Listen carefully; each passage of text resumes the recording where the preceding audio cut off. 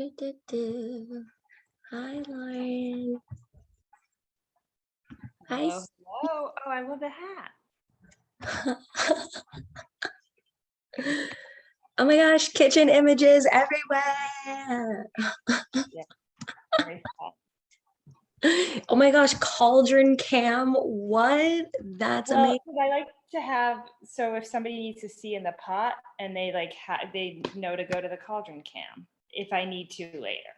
So The cauldron cam. Brilliant witchery. Amazing. so I'm gonna go get myself a seltzer because I can't Please. function for an. I will welcome folks with my. This is my Halloween altar. Mhm. Oh, Yes, perfect. but I will transition. My kitchen's right over here. So, well, Perfect. my laptop is plugged in, so you can't talk. Ah. Is it raining in LA, Stevie? It will be this evening through tomorrow, apparently, which is like incredible and unheard of and just doesn't happen. So, but yeah, we've got the like very overcast. Everything's really gray. Yeah. It's very crisp. It's so nice. Oh, awesome. Yeah, it's been raining like the past like 2 days. Wow. I saw somebody post the like weather forecast for up north and it's just like rain, rain, rain, rain. Woo! Yeah. I went on a walk in the rain last night. It was so nice because there was no one out. Yeah. Because recently when I had been going walking, there were people out and it was just like not the best vibes, but there was no one out and I was like drenched. Getting soaked in the first rain of the season is always like big ritual energy. Like it's a big deal. That's so nice to be able to go do. Yes. Awesome. Just a warning. I got my booster shot just recently. Yes. And I'm okay, but I'm also not sure how long I'll be able to. Yes. Just so you know. Yes. Thank you for being here. Totally. Yeah.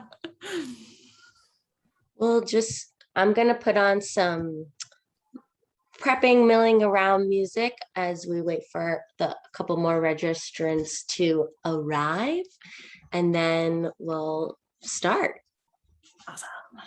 Cool.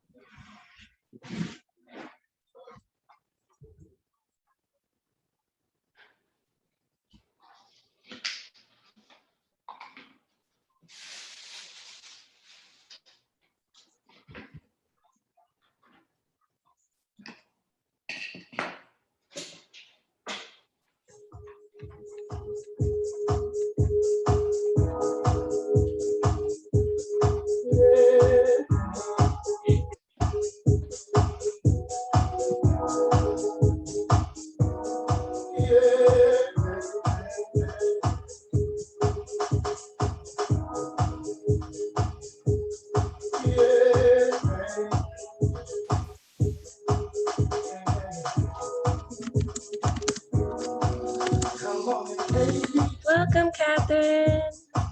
We're just having folks slowly arrive, and then I think we're going to get started at 1:05. So if you need to get anything ready in your kitchen space, do so. We'll just have some music playing. Okay, sounds good. Thanks. We don't have to. You all just gotta know. We can party, party, party through the night. With you here, I surely come alright. I know you like it. So baby, don't be shy, don't be shy. Bring it down, I'll cry in the child. This is a soul cafe. Welcome everybody. Get comfy in your body. It's not just a party. This is a soul cafe.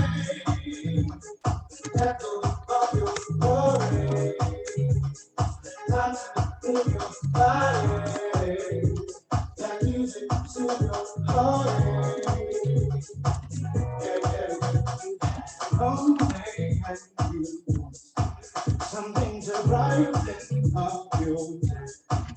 You gotta hear me when I say this is the only place to go. Excuse me, DJ, go do your thing and make us dance. Give us a piece of what's inside, so we can feast and drink. Open up your heart and live it just a little bit. Don't worry about tomorrow, it's out of your hands right now. Appreciate the moments, cause what we have right here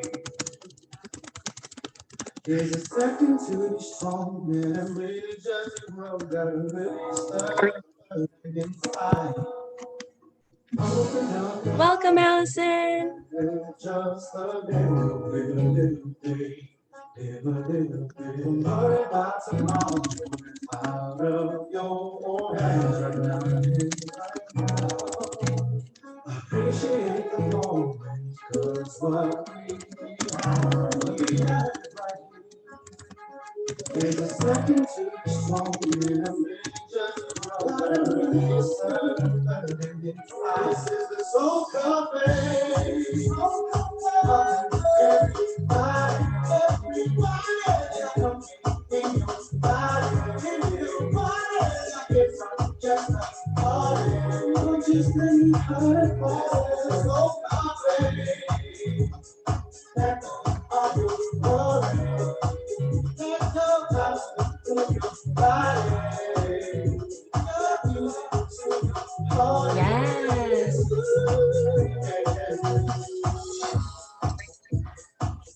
Welcome, Amy. We're just putting intros in the chat.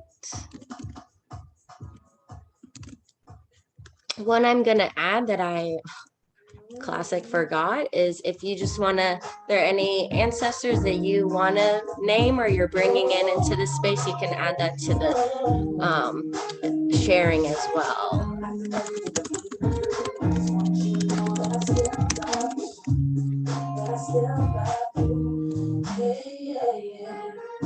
Had to go across the water just to find what was here in my heart all along. Okay. Spent so much time trying to be right, that I was dead wrong. Yeah, Nelson Mandela can't give me the price to show me that. Give you for your passion, only human. Let's free prosperity of God high, only human. Let's free prosperity of God high on the wings of forgiveness.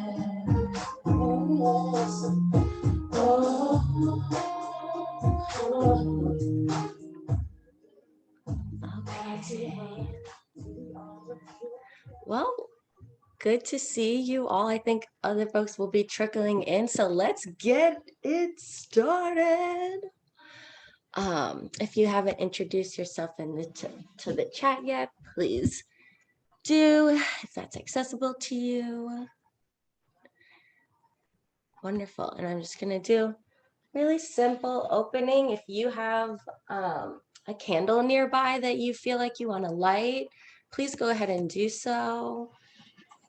If you have herbs you want to burn, please do so. Or if you just want to sit in stillness, stand in stillness with your hand on your heart or on whatever parts of your body feel really good to you, please be free to do that in this moment. Yes, and I'm just feeling a lot of love and a lot of gratitude for getting to be together today for Samhain, and wanting to honor each of you for spending time here. I haven't really been in many community spaces since pandemic started, and I haven't held space in a communal way in about, in a minute. So I just feel really blessed and really, I'm in my pajamas, but they're my pajamas that are honoring my Granny Main, who is my ancestor. That was kind of like my first really, I like a bridge to this work and to myself and my magic. So these are like pine cone pajamas. She lived on the lands of the Pennacook and the Abenaki and so-called coastal Maine. So I'm rocking the pine cones and honoring her and lighting this rosemary so that we can all remember those who are beloved to us and those who are guiding us. And I'm calling in just a lot of enjoyment for this glorious afternoon and lots of creative magic with this amazing kitchen witch, Lauren, the cauldron cram. I just can't get over it. It's incredible. There is the cauldron cam, if you all can see, that Lauren has created as an additional view, another portal to watch the magic making of the soup. It's incredible. So I'm going to pass it over to Lauren right now. Lauren. Mac, thank you for that lovely introduction. And we have a connection that we didn't know about years ago, but we went to the same college at the same time. And so it's been so nice to get to know them in this new capacity when we never got to meet before. And so I'm very excited about the work at Full and Plenty Joy and what they do over there, and the opportunity to connect on this level and bridge the two worlds is incredible, especially because we're both so passionate about ancestor connection and the possibilities of that and the healing that it means for everyone when we partake in these sort of ceremonies and community gathering. And I'm really proud to help you all become empowered both for technical skills and whimsy and fun, and also to get in and down and grooving, because I never allow myself opportunities to dance. So Lenape Land, and I think I'm calling in I kind of have an open door policy with ancestors. It's like, oh, who's showing up today? I don't know, but I think my grandfather Jack has been coming through a lot recently, and so he'll probably be hanging. I did not know him in life, so it's cool. Fabulous. Thank you, Lauren. Yeah, we were in a philosophy class together, the ethics of eating, but didn't know. It was like one of those classes where a lot of people from different areas converge into this one incredible class, and then you went back into so the universe brought us back. Amazing. I'm just going to lead us in a little bit of grounding and centering before I throw it back over to Lauren, and we're going to get started with the kitchen witchery magic. So I invite you to notice for yourself if you'd like to be in a standing or a seated position. Either works. Welcome. And as you do, first just look over one of your shoulders and just really start to take in the space around you, especially noticing blue and green colors. Just really letting yourself come into the space that you're in, all the way over to the other shoulder, and noticing if there's any blue or green that you see. Just kind of taking that in with like a breath of fresh air. And then let your eyes kind of scan around the room for something that you like, that you're just like, oh my gosh, I really like this thing. This is the thing right now. Eye candy for whatever reason. So give yourself a moment to find what that is. Oh, found mine. Yes, and as you look at that object, see if you can feel into why you like it. Is it because it's beautiful, because it's shimmering, because it's you like the stripes on it? Just whatever you're looking at that you're like, oh my gosh, I really like this thing. Let yourself acknowledge in your mind what you like about it. I like the warmth and the color of the candle that I'm looking at. It's like red, yellow color. And then whatever about that object that you like, see if you can now touch into your body a little bit of how looking at this thing that you like makes you feel. Make you feel grounded, inspired, connected. Just tap into the body and see how this thing that you like is making you feel.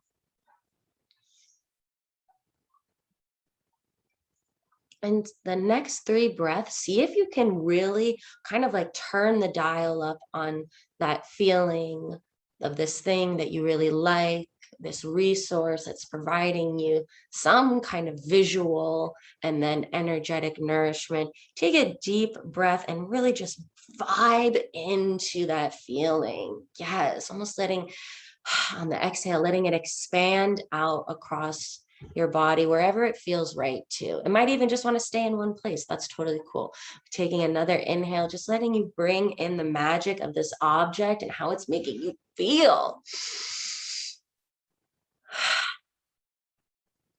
And one more. And on the exhale, if it's accessible to you, letting your eyes flutter shut, but otherwise you can just gaze down at the earth, whatever feels right. And here with your hand on your heart, if that feels okay, just giving yourself a little bit of love, a little bit of acknowledgement for being here today, for being in community, for being in your body, for calling in your ancestors, showing up to honor them, create new cycles, new magic, new creativity together. And if you want to give yourself a self hug, you can go for it. That's what I'm going to do right now because I'm just like, oh my gosh, yes, we're doing it. We're here. Amazing. And starting to notice what you can feel, what you can feel, and what you can hear around you, even what you can taste and smell. And really at your own pace, letting your eyes flutter open when they feel ready to just come back to the visual sense. And again, just checking out, okay, yep, we're here. We're about to make some cooking magic, enjoy ourselves, chill it out. Welcome, welcome. Passing it back to Lauren.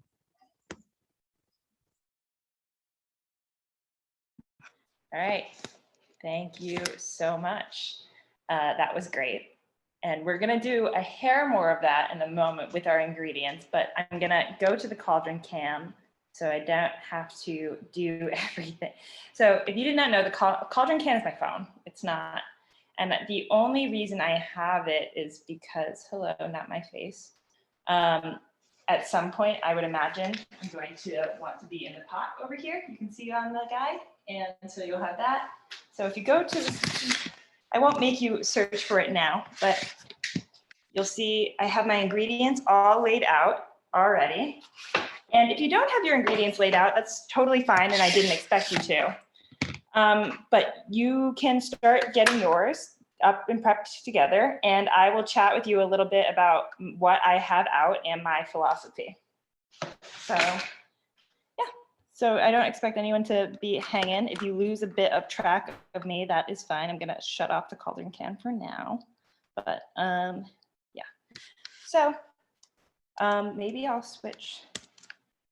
Here we go, and come down. So I have everything laid out in advance. We're going to do an exercise with these things before we start cooking. But in general, this seems like a lot of stuff. I don't need this much stuff to make a good soup, but I'm trying to use things, and that's part of resourcing is using what you have, and that's a big part of what I imagine intuitive cooking to be. So I think some aromatic vegetables, if you have an onion or some celery or carrots, that would be a great move.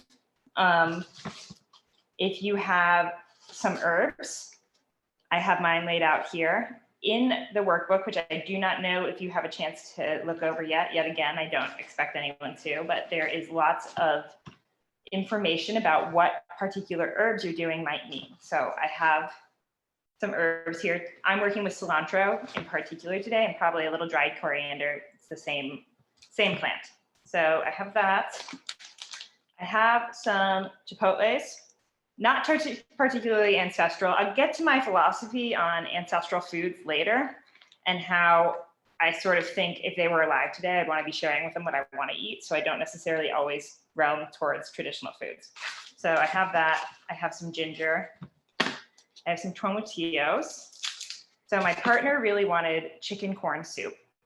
We have like sort of Mexican style. I was going to buy real corn, but we had canned corn, and I thought I'd better teach what I preach. So I'm doing that, some of that. And then I have some stock in the fridge. If you don't have stock, you can use water and some chicken, and I'll pull those out now. I just didn't want them sitting out forever.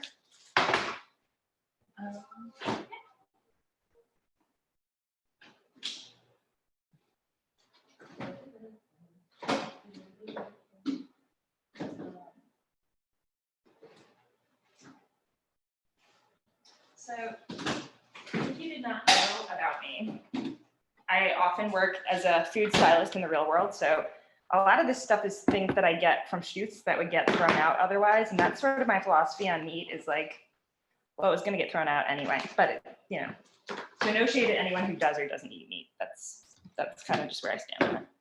Oh, there is a file. Oh, yeah. The workbook is in the thing. So, okay, I'm going to shift here for a moment. Are we all feeling ready for the next step? Awesome. Delightful. Okay, so I'm going to invite you all to place your ingredients in front of you. As such, and I'll explain this part in a moment afterwards. So when I learned Reiki, I'm just going to do it like that. My Reiki instructor was like, you know, even when I'm at a restaurant, I try to give my food energy. It really changes the quality of the food. Regardless of how you feel about Reiki, I don't think it needs to be gate kept. I think that anyone can give energy to anything. And so I think that we should practice doing that now, because who wants to give their food energy when they're time to eat? You know, I'd rather do it in advance. So we have our ingredients. I'm going to invite you to have your hands out over your food. Yep, rub your hands together a little bit like Mac's doing, if that's how you feel to get the flow going. And I'm going to have you shut your eyes and feel into your breathing. I just took a deep breath and let it out. And continue to go in and out at your own pace. And I'd like you to imagine a light of any color. You can choose which one, pouring into your food and sharing a link with each ingredient. If you're particularly drawn to a certain ingredient and want to give it a little more care and attention, then don't feel afraid to just cup it, put your hands on it and breathe in.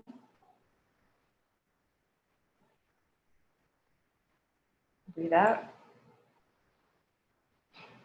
I'm going to give you all about 4 to 8 cycles of breath before I open my eyes, and then you can join me when you're ready.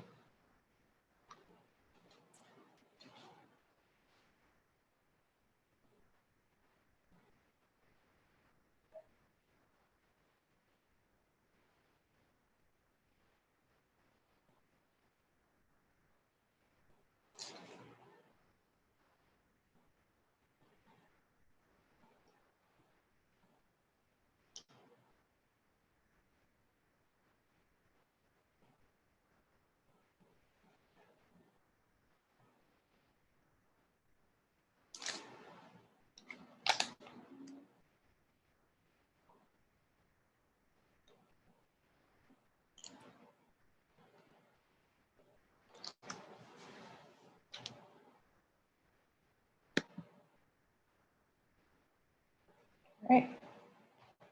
And if you're feeling good, you can start to flutter your eyes open and take a step back. All right.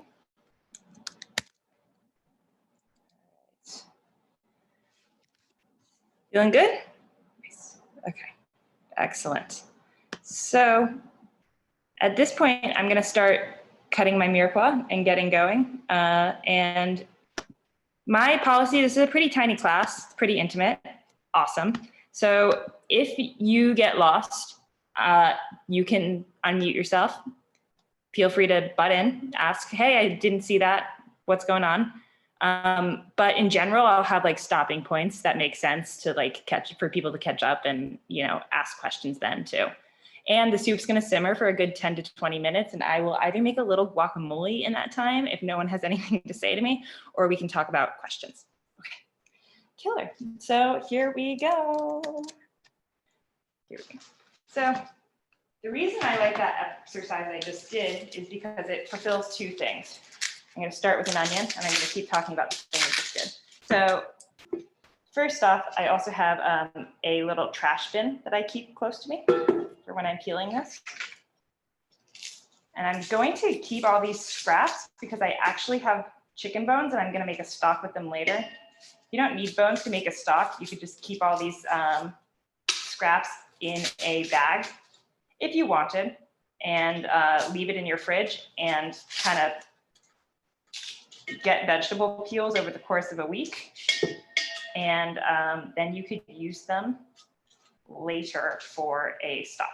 And you just make a stock by simmering some water with those vegetable peels for like a half an hour to an hour. It's super easy. It is better than store-bought a lot of the time, but store-bought is perfectly fine. So I have my onion here. It is peeled. This is my favorite knife in the world. Now, I don't like encourage people to go out and buy a lot of things, but all the food stylists I know are obsessed with it. If you have questions after the class, you can get a link. It's $12 on the internet. It is just a little serrated paring knife. You never have to sharpen it. So that's that. And I have cut my onion in half. Now, if you've never seen an onion cut, I'm going to go like this. I have my hand flat and my fingers are up so that I don't cut myself. And I go parallel to the cutting board in about 3 strokes. I could probably get a 4th one in there. There. And then I go the opposite way. So I go directly along the grain, let's say, close to the root. So I'm cutting this way. I go about 80% of the way in. I don't cut all the way through. And then I do this.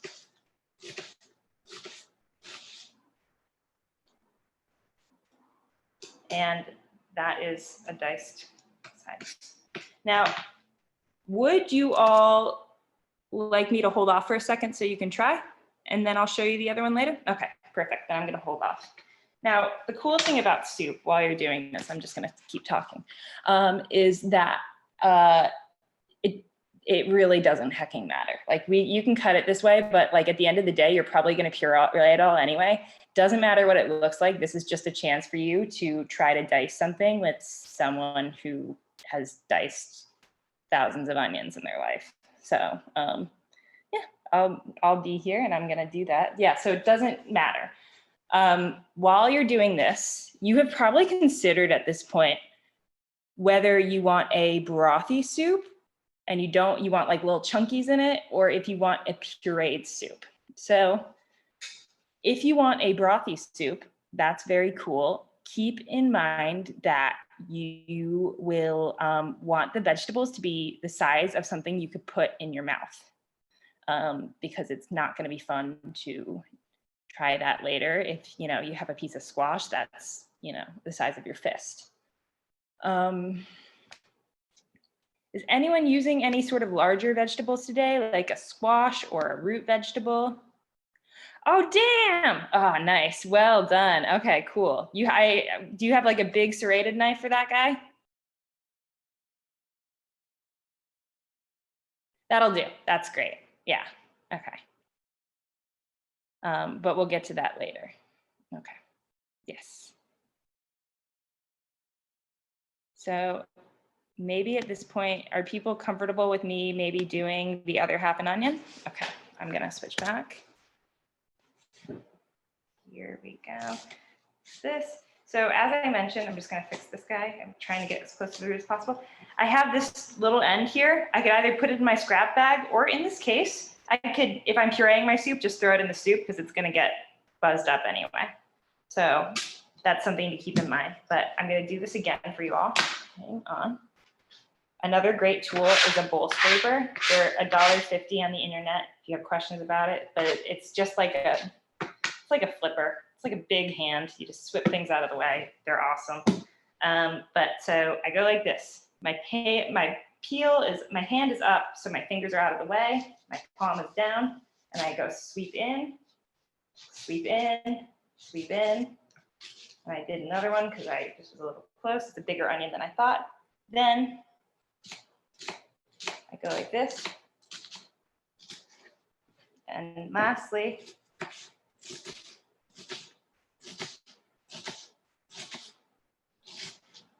and you get that nice dice. It's not perfect, but it doesn't have to be. We're hanging out and making soup. So that's a whole onion. It's a lot for a soup. If you just had a half an onion, that would be perfectly fine, but you know, that's what we're using. So I'm not gonna go crazy with this, but I am gonna cut a little bit of celery. For whatever reason, you can ignore this piece of information instantly if you decide, nah, I'm not gonna use that. But like usually it is a larger amount of onion than it is carrot or celery. Okay.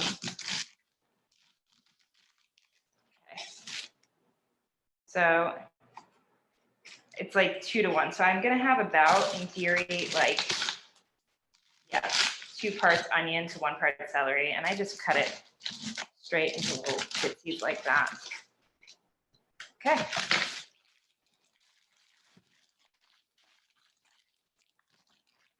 So, and at this point, I also have, just because I'm gonna use it up, a little bit of daikon radish. For whatever reason, daikon radish is really good in stock. It's really delicious. Getting myself a peeler. You know, so I don't remember what I purchased. Oh, I think I made pho the other day for a client, so that's why I have this around. But I knew the soup class was coming up, and so I wasn't worried about it. So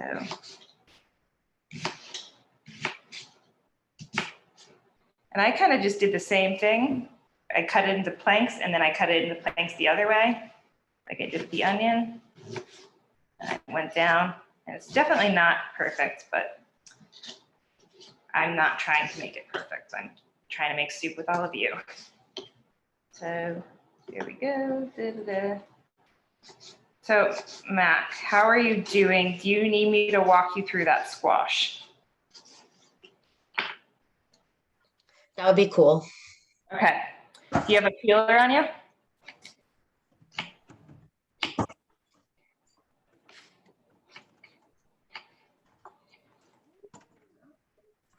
Yes. This? Yeah, that'll do. Okay. So first thing you're going to do is peel it. Unfortunately, those scraps are available. If that's not working, then we'll find a way. You know what? I changed my mind. It's a big squash. First, I would cut. I think you're going to have more squash than you need. It's a lot of squash. We're going to multitask a little bit. So I'm going to, can you turn your oven on like 450 degrees? Okay. Awesome. Done. Okay. Then you're going to take, I'm going to help you with this part. I'm going to switch to my other camera so you can look at it. So I'm kind of looking at you. Hi.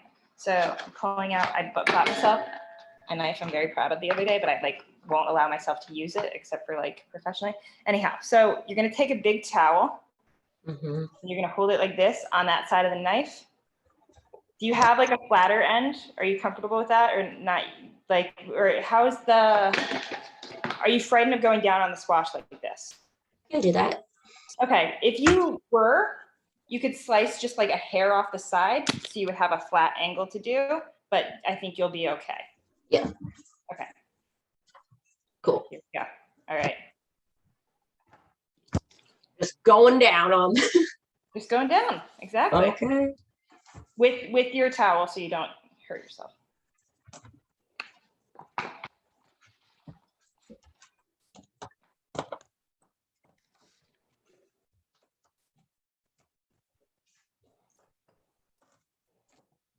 Yeah. You do it? I Oh, yeah, there we go. Oh, okay, perfect. Yeah. So the reason I had you cut it in half is I think you'll probably use half the squash for this soup.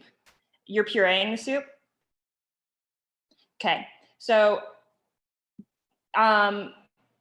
what are, if you don't mind talking, what are you feeling? I know you're worried about leftovers often.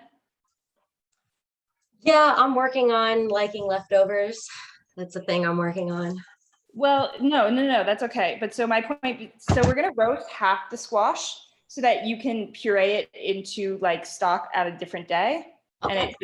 And then it will be a fresh soup the next time you make it. And you could even freeze it. Okay, so that's what we're doing is we're like getting you a step ahead for next time. Goodness, thank you. Yeah, okay. So you're gonna peel half of it. The other half is gonna go in the oven at some point, eventually. Okay.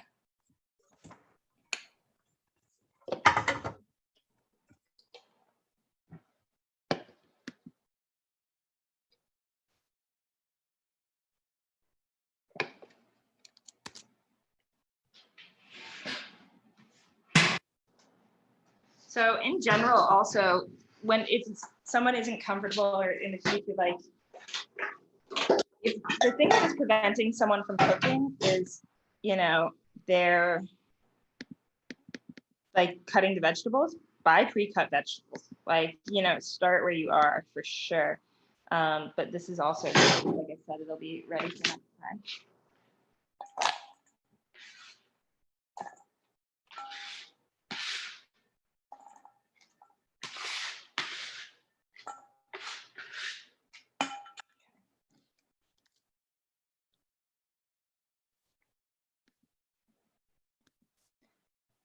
So we are not in a rush over there. While you do that, I am going to start some people on the stove very slowly. And I will get on the cauldron cam. So there is, if you see my other video, and I'll go here too, so you can see back. So really my favorite ingredient in cooking is fat, especially like animal fat, if that's your jam, that's really great. But I have this butter that's been hanging out at room temperature for a couple of days, so I'm just gonna use that to start. And I'm gonna add a little olive oil, I'm gonna do a mixture. So I have the cauldron cam so you can see what's going on. I would say that's about a tablespoon and a half, maybe 2 tablespoons.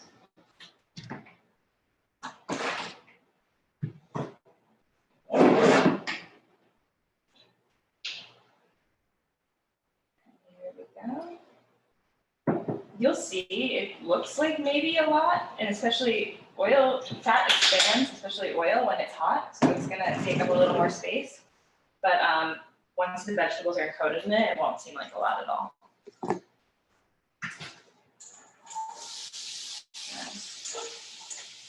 Oh man, I might already need to move to a bigger pot, but we'll see.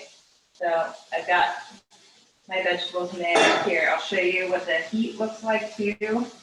I usually start my pan a little hot, but I wouldn't necessarily recommend. I think a medium is fine, like that. It's literally, my stove goes from like 2 to 8, and mine's currently at 5. All right. So a moment to chat. that can stay forever. So there's no rush on that. Once it's going, you can hang out. But how are you feeling? Are you scooped out over there? What do you mean? Like I this should seat? scoop out the middle part? Yeah. Yes, you did it. Perfect. Excellent. So in your case, the smaller the better is the gist of it. If you have a spoon, it might be more pleasurable for you, but you don't have, if you like that. I was a huge gagger as a child, and like, I was a tremendous gagger as a child. And so I remember a year where I was like, we were carving pumpkins, and I think I just retched for like half an hour, which is like pretty stupid in retrospect, but yeah. So we got that going. And since my vegetables are already in there, it is very important that I season everything as soon as possible. Who packs the salt in my home? Sometimes you over clean. Oh, I see it.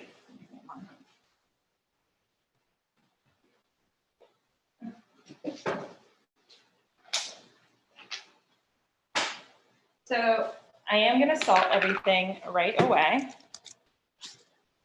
Over here. Now, you're going to cut your stuff as small as you are comfortable doing. And I probably, since I see it's still like pretty heavy, you can feel free to use your knife or the towel to cover the other end until you get it a little smaller to start. Yeah, just for comfort reasons. So, okay,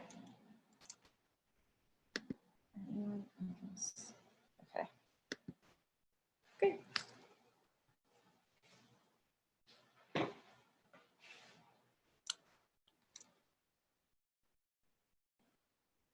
I think everyone's still cutting, it seems, so we're hanging out as far as I can tell. Yeah? Okay, good. I don't want to slam people through things.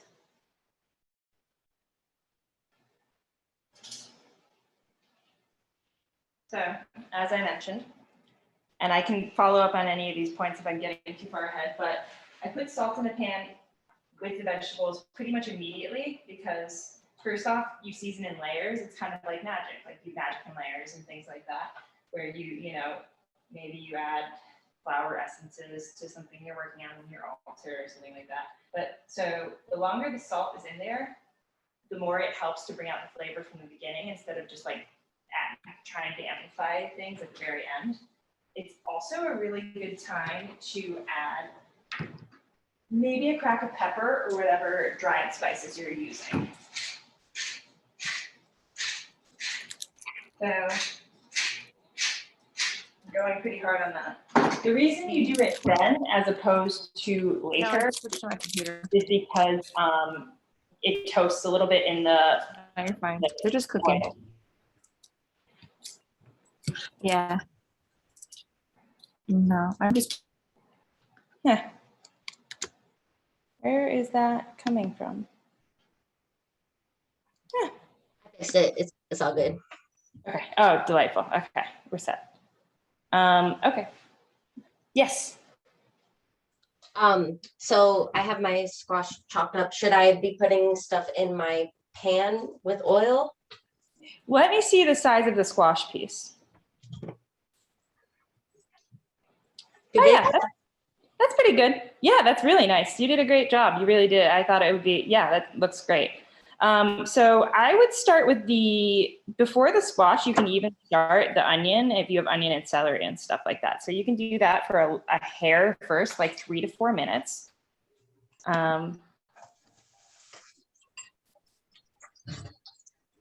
Yeah. Like all of the other vegetables, like all of it. I have onions and celery in there yet. I do not have garlic in there yet. And I'm also going to add a hair of ginger because I really like ginger and soup bases. But so here's my philosophy on these things, but I didn't want to lose people, is I kind of will cut my onion and just start my onion and then keep cutting things, but the onion's already sweating, like, and just start that way. Because the onion isn't going to get too soft. Like that's what you want. And why not get it started? But I also think there's no reason to overwhelm anyone. And if that's like too much to focus on the sounds of the pot and also what's going on the cutting board, then don't do that, you know? And that's a real thing. Like that's not it. So as I'm on that note, hopefully I'm not bouncing around too much, but the best thing you can do as a cook is to learn, and this is why the phrase intuitive cooking is so near and dear to my heart, is to learn to listen to your other senses. So I know I'm not in trouble. I can't see the pan, but I know I'm not in trouble because I can hear what's happening behind me and the noise it's making, and I'm not smelling a mess yet. So that's kind of that is a huge philosophy of mine is, you know, there's all these coaches talking about trusting your intuition, and you're like, great, how do I do that?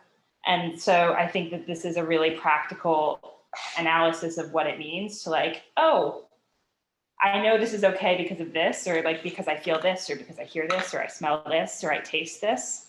This is a literal way to hone your senses. What would be like sounds or smells that would make you be like, oh, I need to go back to the pan?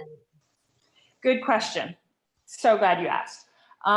It would just be, first off, I can hear, this is like a little more art. Basically, it would be louder. It'd be like, it wouldn't sound like a gentle bubbling. Like there's a nice sound that you've heard it in a kitchen at some point in your life where it's just a gentle, like sort of sizzle, as opposed to something sticking where it sounds dry and like it's like a bubble versus a hiss, I would say.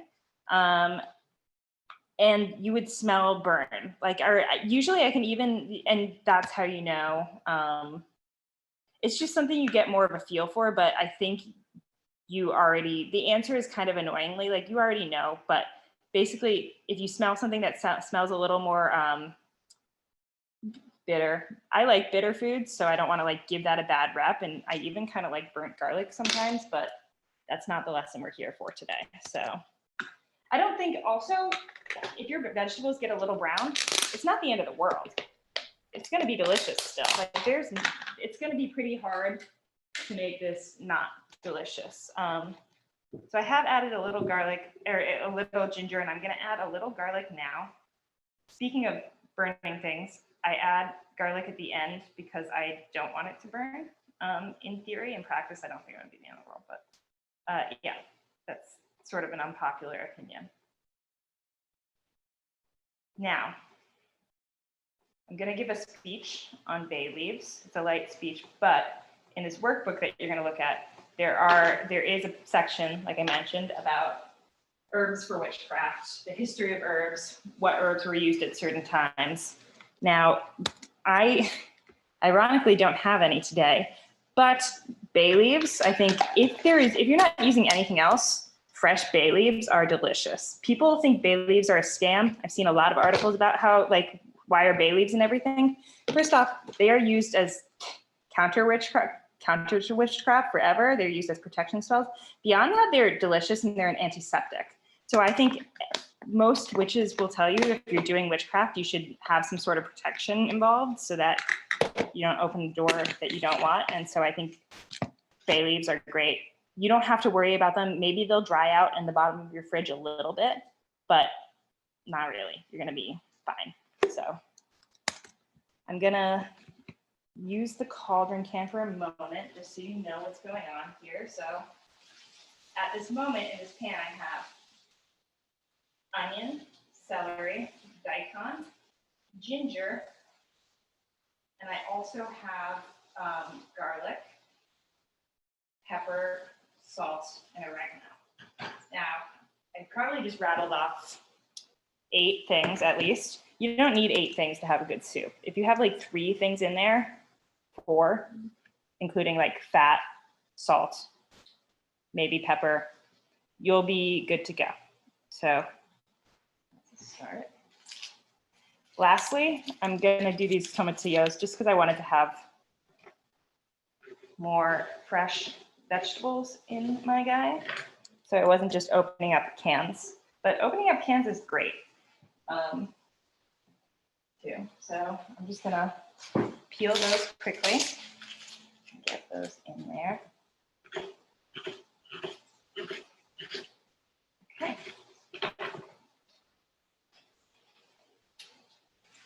So why do we do this step instead of just tossing the liquid in there, boiling it, and calling it a day? Now, we were just talking about layering magic, and the same thing happens when you layer food. The really important part of the process is you're allowing the vegetables to concentrate their flavor when you cook them with the oil first, so that it's not just like a watery soup. You know what I mean? It's evaporating some of the liquid, it's toasting some of the ingredients, it's melding some of the flavor before the liquid ever hits the pot.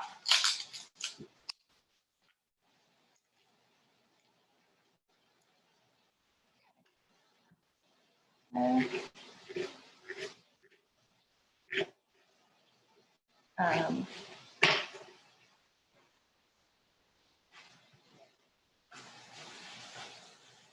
would say my kitchen's actually smelling really quite good at this point. It just smells like onion. It's gonna develop a little more in flavor, but things are happening. Can maybe also here, I'll deliberately give you the noise of my kitchen. I don't know if you can hear it over what's going in yours, but I don't know if that translated on the microphone or not. I'll try one more time.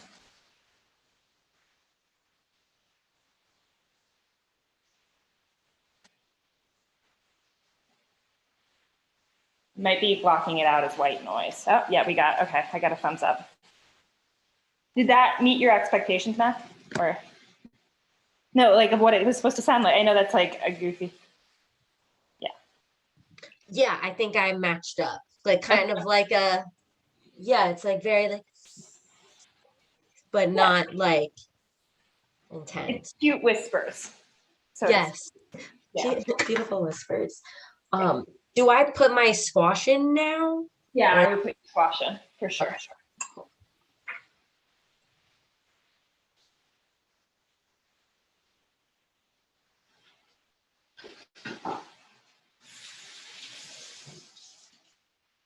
Okay.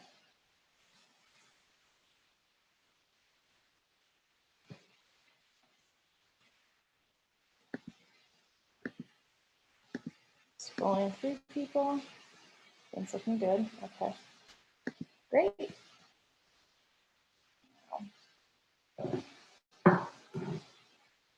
There's so much going on in my pan already that I'm just going to open a single can of corn and see where that takes us.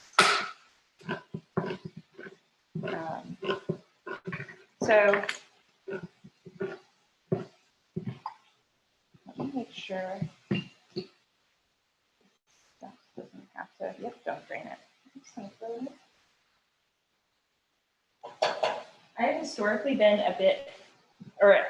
you'll see a lot of literature on the internet about how, for instance, with canned tomatoes, I always thought that like the Italian canned tomatoes were better, and those run for like $4 to $7 at the supermarket.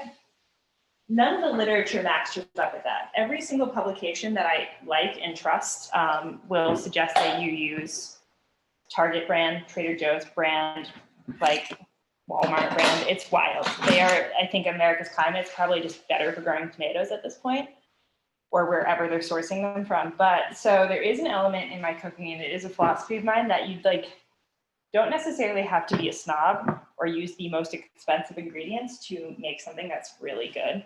And I think that's a really good reminder, because it's easy to assume sometimes, but you can do a lot with scraps. It's a really simple premise. So I decided to add more corn after all.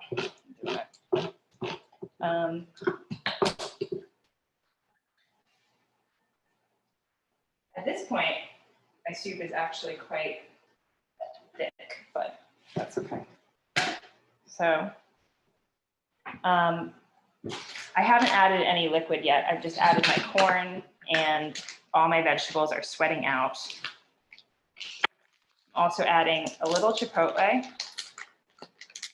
This is in a can at some point. Canned chipotle will last you a very long time, but it is also quite spicy. Like I don't use a lot of it at once. So,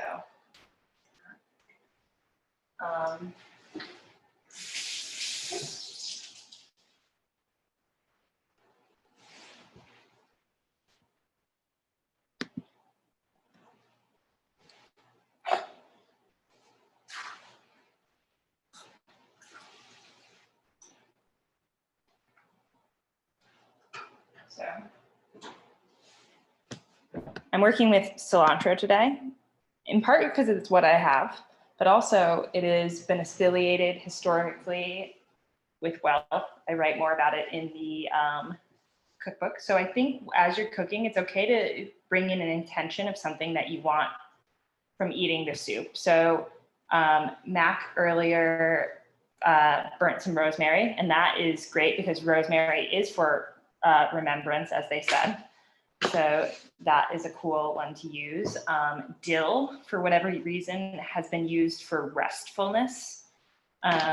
Oregano was grown on the mountain of Aphrodite in her garden for love. So that is one that I like a lot. And there are some other fun ones in the book. So in the workbook that you'll find with the class. So check that out later. You won't be disappointed.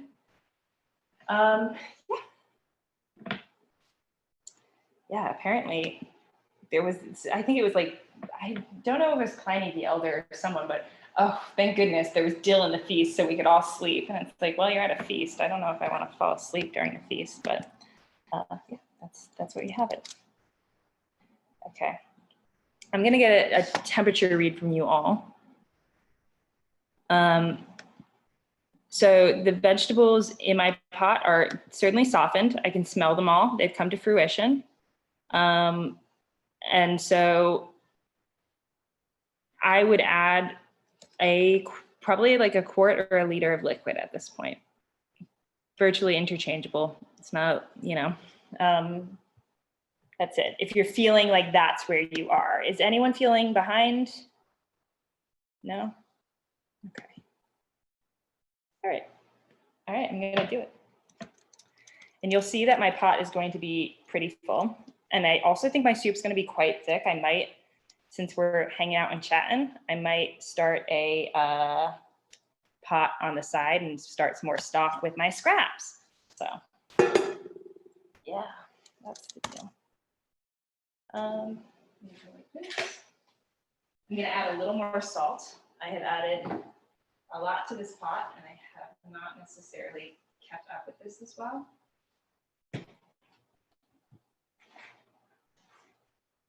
Stirring.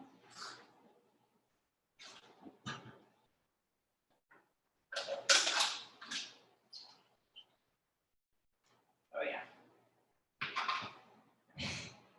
Really testing the boundaries of this pot. I'll show you in a second.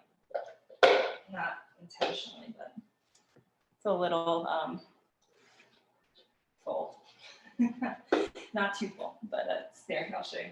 There's the cauldron can. So it's a little full. So my pot is, I hope yours is maybe slightly less full than I do, as I say, not that they do, but if it is this full, that's fun. We're gonna work with it. I turned up my heat to all the way because I'm trying to bring it up pretty quickly. And that is that. So we'll talk about stirring motions and intention and clearing in a hot moment.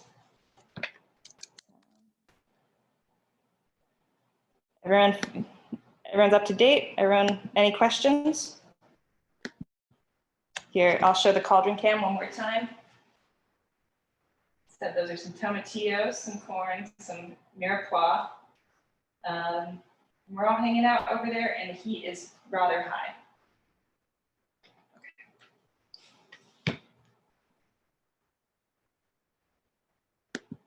I have a question.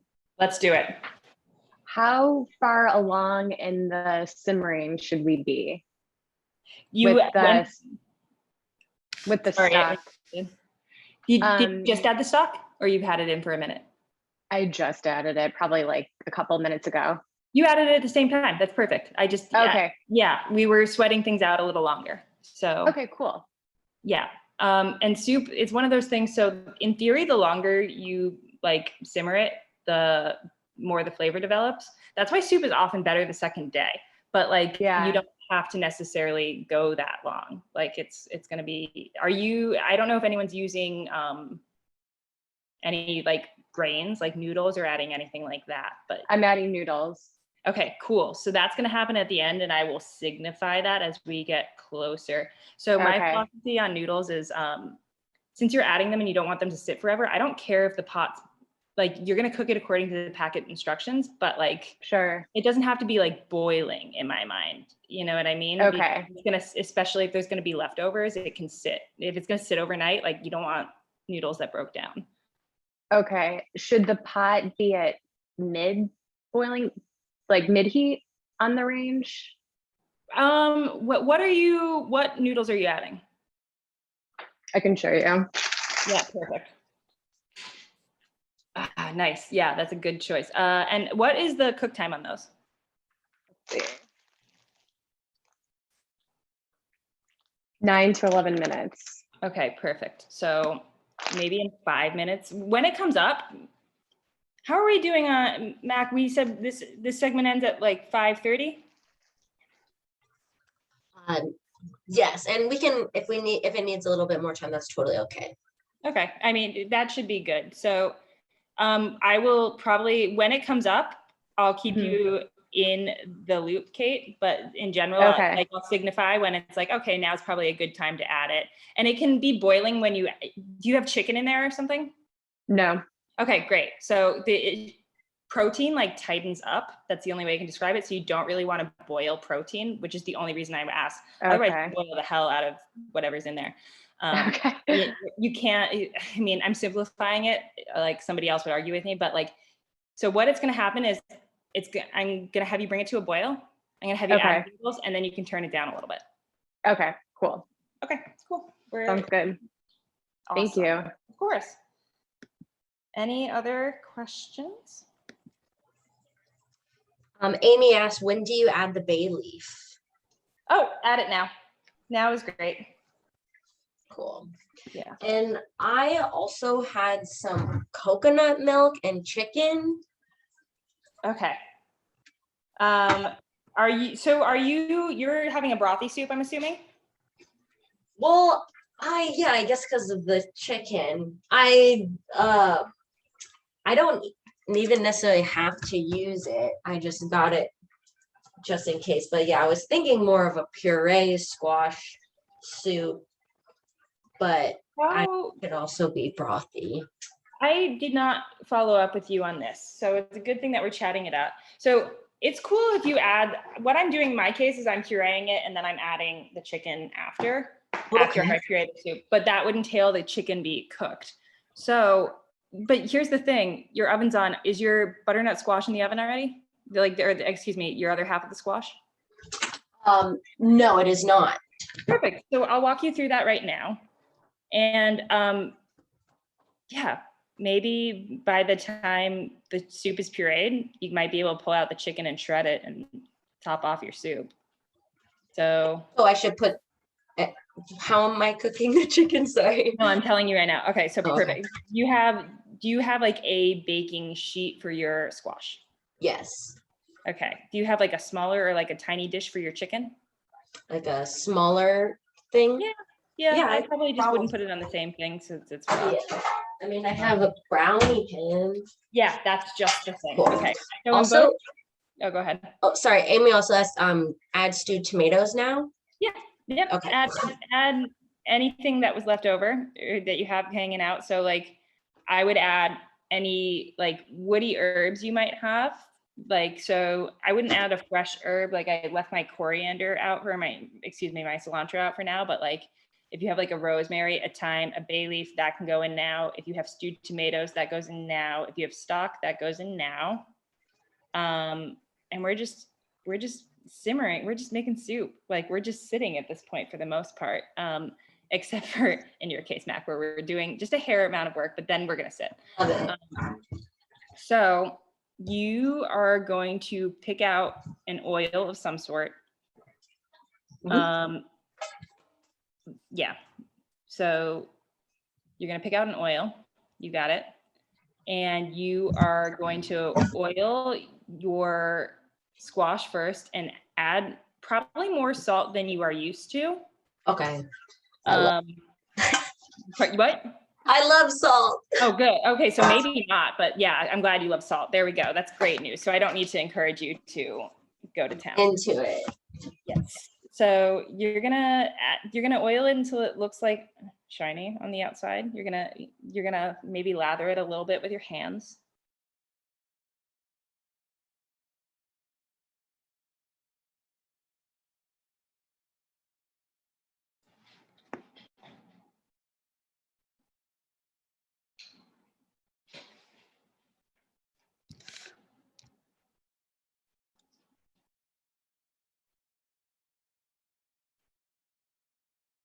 Yeah, and then you're gonna add the salt, and then you're gonna do the same thing to the chicken, and you're gonna make sure in particular, so protein, you do need more salt with protein, so, and you're gonna make sure, so I only say that especially, like, get both sides of the chicken when that time happens. Delightful. Okay, I see nodding. Yeah, I will show everyone what's happening in my pot again on the cauldron cam. Here we go. So I just turned mine down a reasonable amount. And I'm going to talk to you a little bit. Are people, I know, are people feeling kind of on the same page? Can I see some thumbs up? If they're, okay, cool. So I'm going to show some spell casting information insofar as what's going on here. So we got the cauldron cam. If you've ever taken a bath where you've set intentions for a spell or a ritual bath, then you may have done this with the water, and it's the same thing with the soup. So you start and you go, I go from 12, and you go 3 times in one direction, and you whisper something that you want cleared. And then I go 3 times in the opposite direction. And I whisper a little message to my soup. And then if you don't have a message of anything of that kind, or even if you do, I always think it is a good practice to say, I love you to your soup, or what you're cooking. More on that in a moment. That's what I'm just gonna. So, oh, singing to the soup. Yeah, that's awesome. I love that. Yeah, you're totally in the spirit already. So thanks, Stevie. That's awesome. Yeah, I love that. So even I have worked in some like fancy places with some very mean people. And even they will tell you that food is love, like even the meanest people. So like really, and I think getting used to talking to things in a nice way also preps you to say nicer things to yourself, or singing to your food and saying nice things, singing to your soup, like singing to yourself, like that level of praise is like awesome. So, okay. Okay. So yeah, I think this, yes, go ahead, Mac.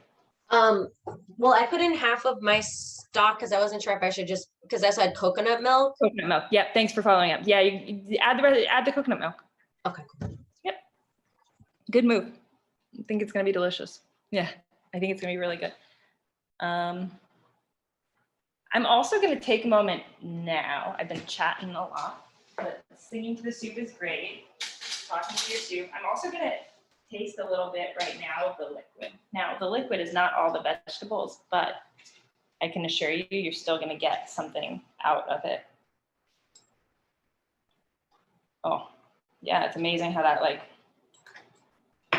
tablespoon of stuff really got to the heat of it. It is a little spicy from the chipotles. I'm here for it, it's great. So, part of a clearing practice, I'm just gonna start my stock quickly for later.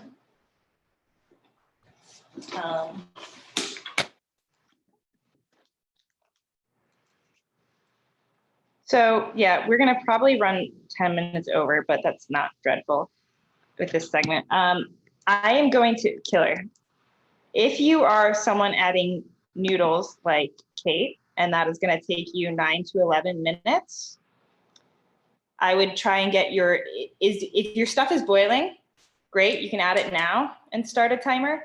If it is not boiling, then I would bring it to a boil.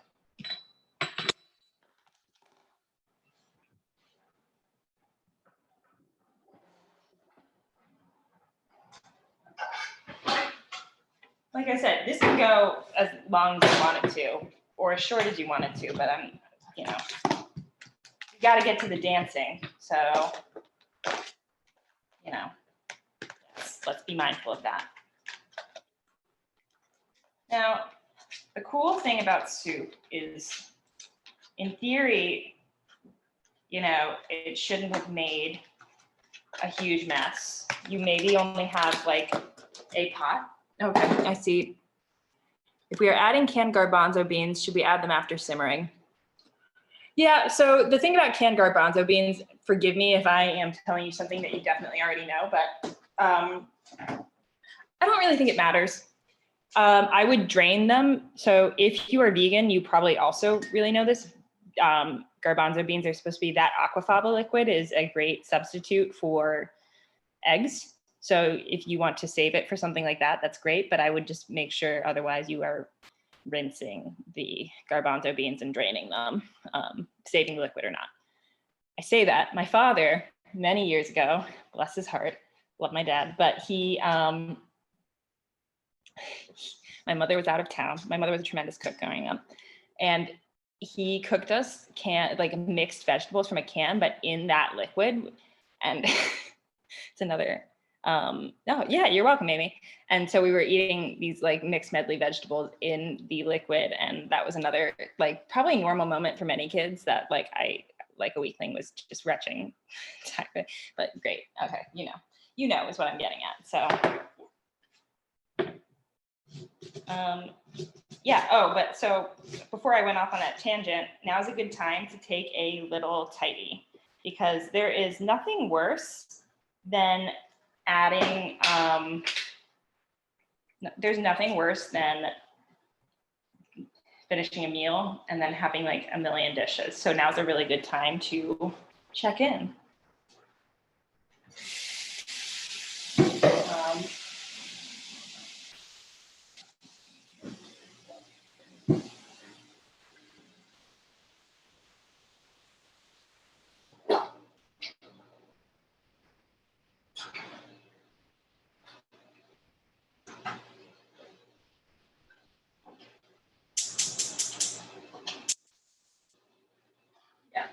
So to say the point again, it doesn't really matter when you add the chickpeas. If you add them now, great. If you add them later, it's less likely that they're going to tear apart if you're boiling your soup very quickly, but you're probably not boiling your soup very quickly. Leafy greens, Catherine, I think I would, it depends on which ones, but pretty much I just throw them in at the very last minute, right before I serve it. Yeah. Yep. Cool.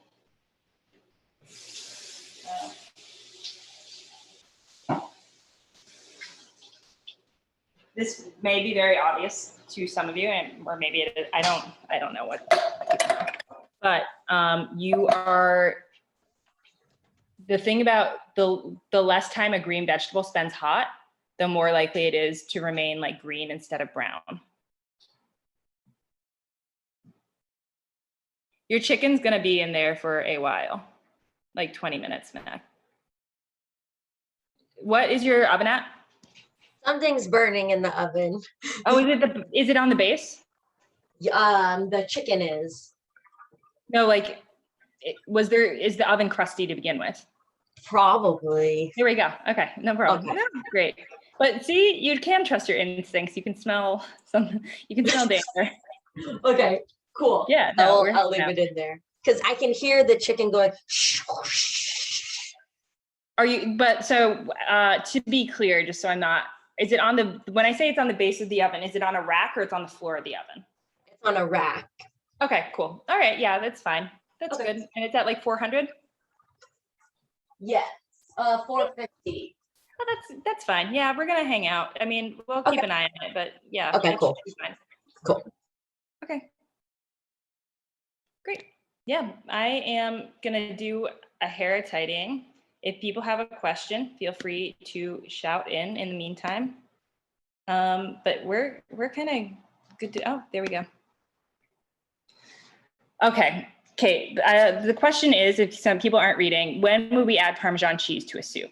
My question to you would be, is it a rind of Parmesan cheese or is it like Parmesan cheese, like a finishing thing?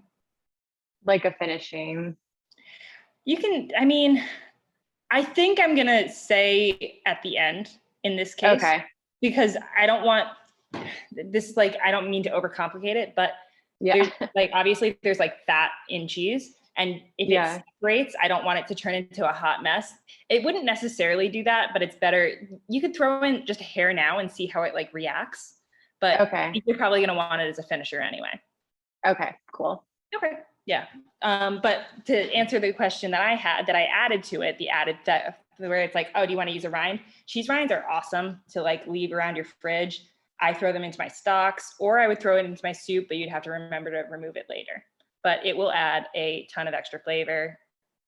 They're amazing. Yeah. So that is it. Oh, I'm gonna share the clearing spell again. Absolutely. So I think clearing in particular, let me get my cauldron cam. Trusty guy. Let me get my offset or my rubber spatula out of the soup. But you take your instrument, whether it be the spatula or wooden spoon or whatever, and I go 1, 2, 3, and I whisper to it, and I tell it what it is. Yeah. We're good? Awesome.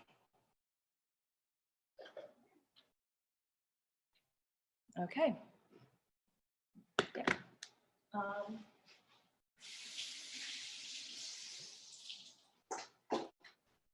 Yeah. So,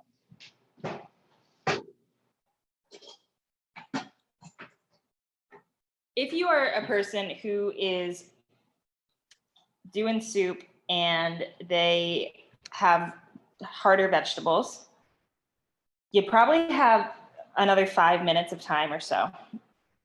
You might not. It's been going for a minute. Like, things cook faster than you would think. But I'll show you with the cauldron cam again what you would do in theory. Like, here, I picked up a tomatillo. Tomatillos are, quite soft. So, but you want to make sure that a fork or a knife would slip in very smoothly. And that's when you know you're ready to blend. So.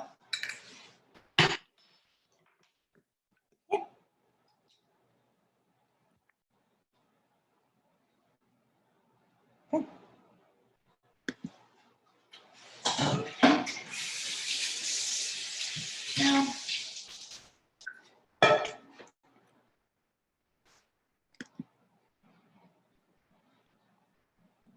all right.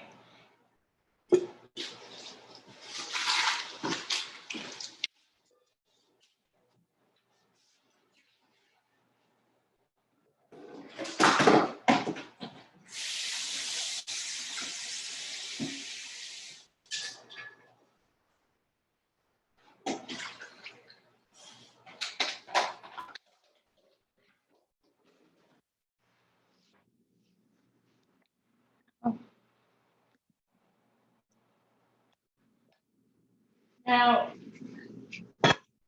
yeah, I'm feeling good to blend now. I don't know if you all are. It's okay if you're not. We have more time. But I'm just gonna clear some of this stuff away.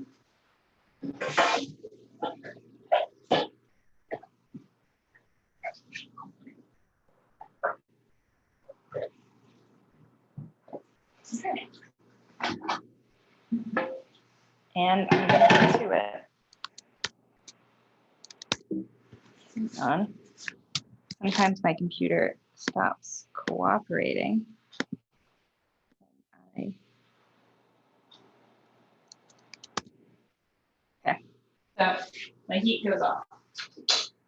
I'm gonna bring around my blender here.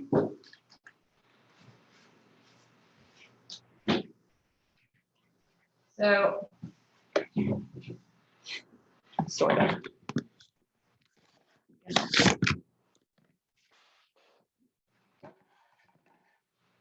Move this.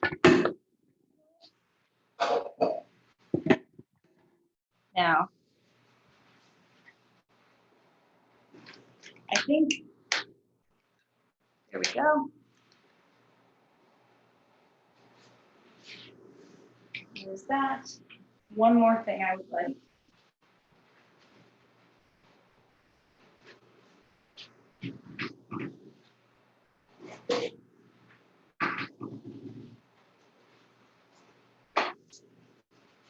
Okay. So, I'm coming in. If you have a hot pot, always make sure it goes on a towel because the heat will warp your board. So, there's that. I'm using this guy to ladle my soup in. Now, the thing about hot soup is that you don't want to fill your guy too high. I'm going to just go with that little bit there because the heat will potentially cause an explosion. And we don't want that because it is very messy. Okay. So I'm going to mute so that you don't suffer.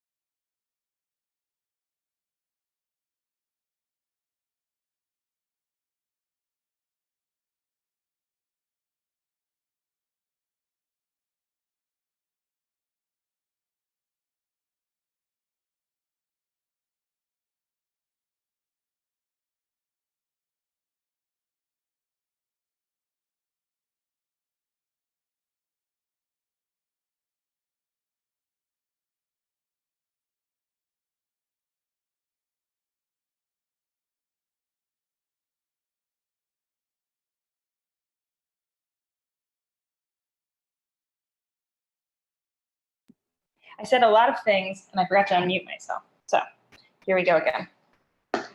You can use a food processor. You can use an immersion blender, like a hand stick blender. You can use a blender. The only thing I would recommend, it doesn't really matter what you use, but you are going to want to make sure that you start your device on low if there's a low setting and then turn it to high. I don't think that's an issue with a food processor necessarily, but you know, start it on the lower setting, start with less liquid, start with whatever is less likely to have things go everywhere. Start small. So.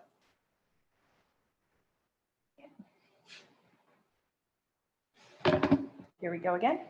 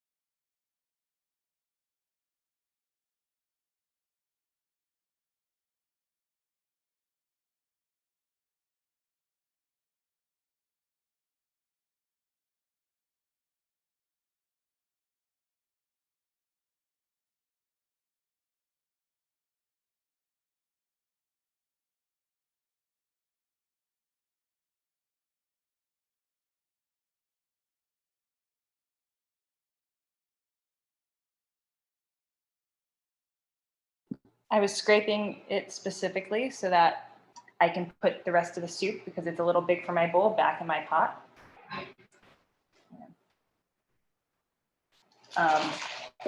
But when I do that, I didn't want it to then like be chunky again, because I left bits behind. Not that that would be the end of the world. So that's why I scraped it out, for thoroughness' sake.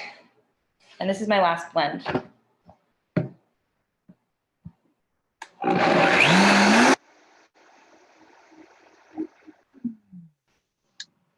How are your noodles, Kate? Good? If you have noodles in your soup, I would taste them when the timer goes off, and then just turn off your heat when you're done. But that's it. So my soup is blended. Here, I'll use my cauldron cam so you can see. That's it. It's like a little thin, but tastes pretty good. And I'm gonna add chicken to the top of it, and some cilantro, and some guacamole, or some avocado in this case.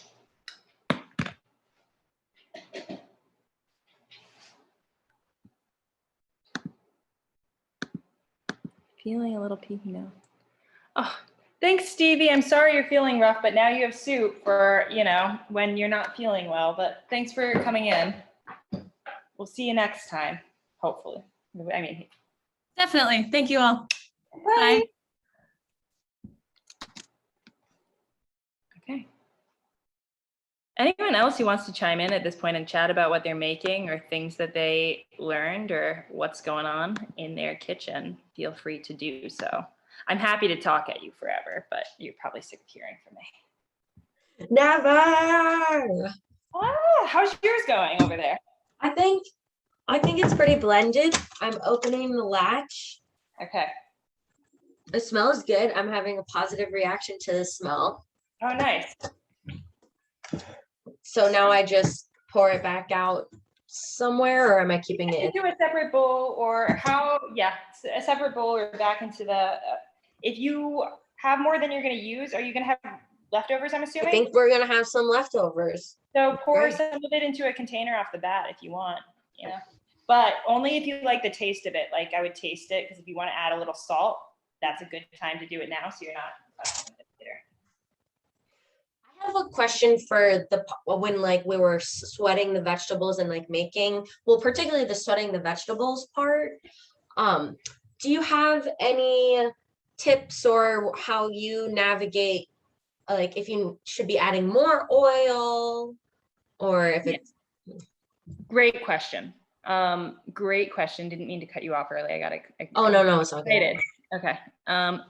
Yeah, I think it's just, if it looks dry, you know, that's simply what it comes down to. Yeah. And you'll hear a difference. I was saying earlier with the bubbling, like it'll sound different. You like it. There we go. It's good.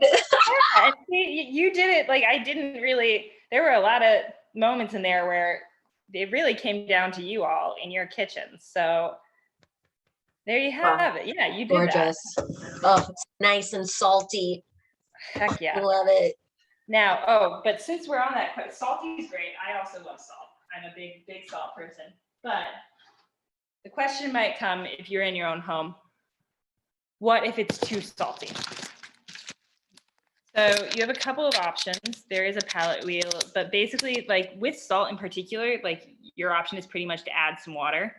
But in general, I think to balance things out, you can like maybe try adding a little bit of sugar. That will like kind of decimate it a little bit. I will probably brighten my soup with some lime juice in addition to some coriander. So that's what's going on in this neighborhood. But there is a moment where you balance out and play with things. So in general, it's better to be slightly less salty than slightly more salty, but to start out, but you know, you still want to be seasoning things to begin with, and you're getting that feel and instinct. Yeah, there we have it. Perfect. And I'm going to add some lime too. So.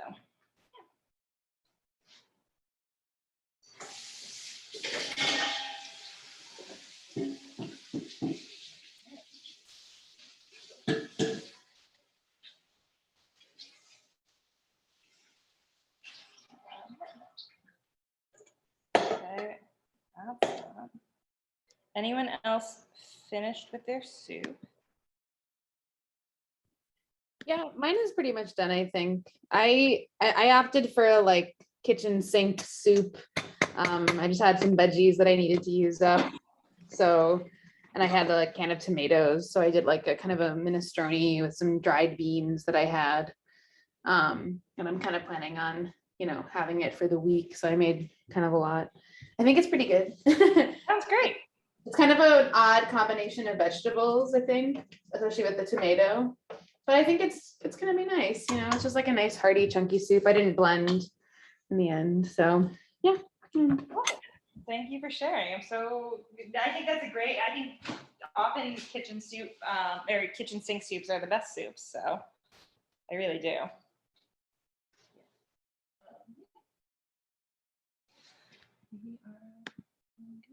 Okay.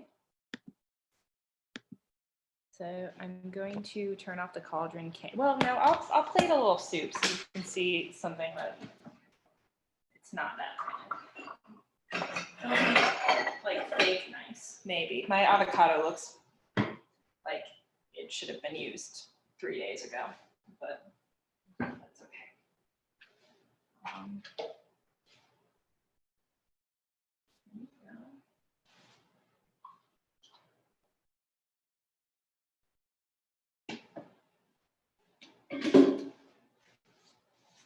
So,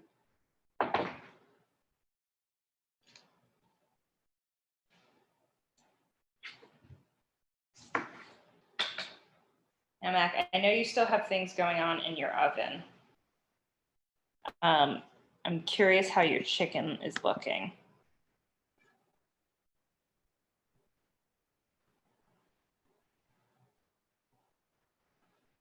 I think I might abandon the chicken for this round Okay. of soup.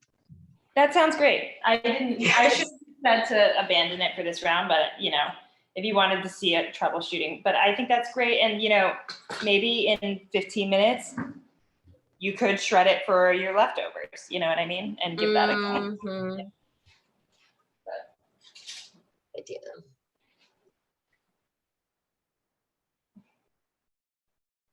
So in theory, I also think toppings are really important. So I think I might, if I had tortilla chips, I might crush them and put them on this soup. Like that would be really good in my case. I have some, there's that. I'm gonna add some chicken on the top. I'm not worried about it being hot because I'm just gonna stir it in and it's gonna get hot from the soup. Yeah, there we go. Cauldron cam, but yeah. It's not, and then, like I said, cilantro, because herbs matter.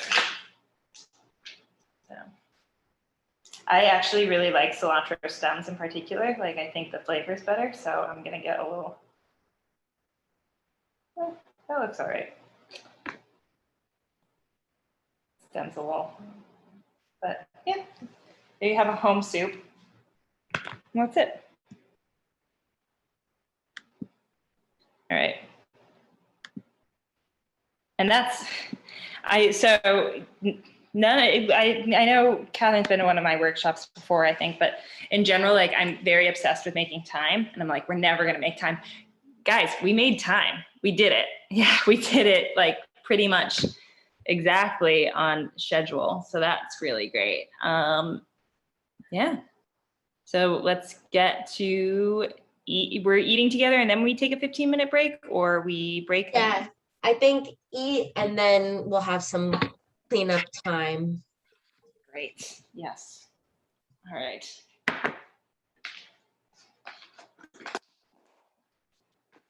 Excellent.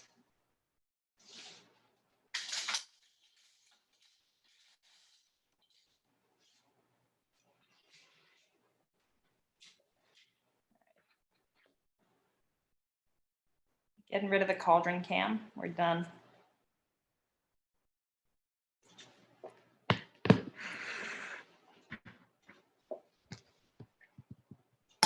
Now, if you have dinner plans later, or I know it's like a funky time on the West Coast, waiting is fine, but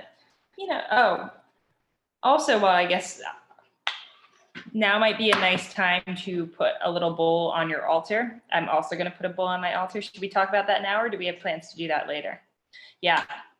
So I think ancestor offerings are a nice thing to get in the habit of, especially in this season. But I think on full moons, even if it's just water or a cup of tea, I do tea a lot. But if I made something I'm especially excited about, and if there is a leftover situation, or even if there isn't, I try and put a little bit on my altar for, the ancestors. What else do I have on my altar? Flowers often, a candle sometimes, pictures. Pictures are pretty prime. And that's my practice. Now, I was mentioning this earlier, and I'll mention it again. Ancestral foods are often favored, or like desserts that they like. So if it's a family holiday and it's like an ancestor who I know liked a certain thing on their birthday, then I try and make that. But like I said, I also think that like we are living people and the world has changed. And I think keeping them updated to that is important too.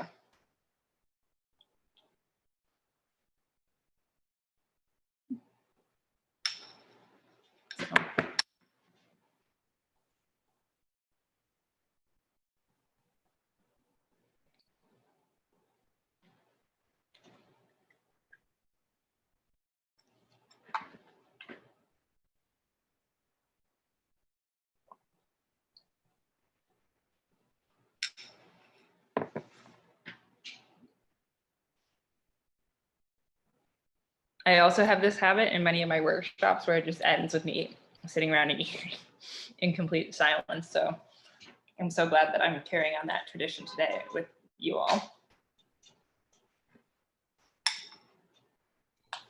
My bunny Raven is going to join us as well because I can use the carrot tops. Raven, come here, baby. It would not be a complete class without.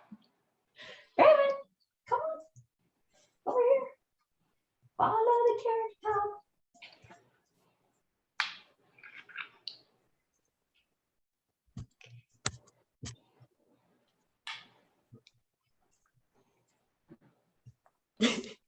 He's confused. Okay. What is this? Raven. All good, all good.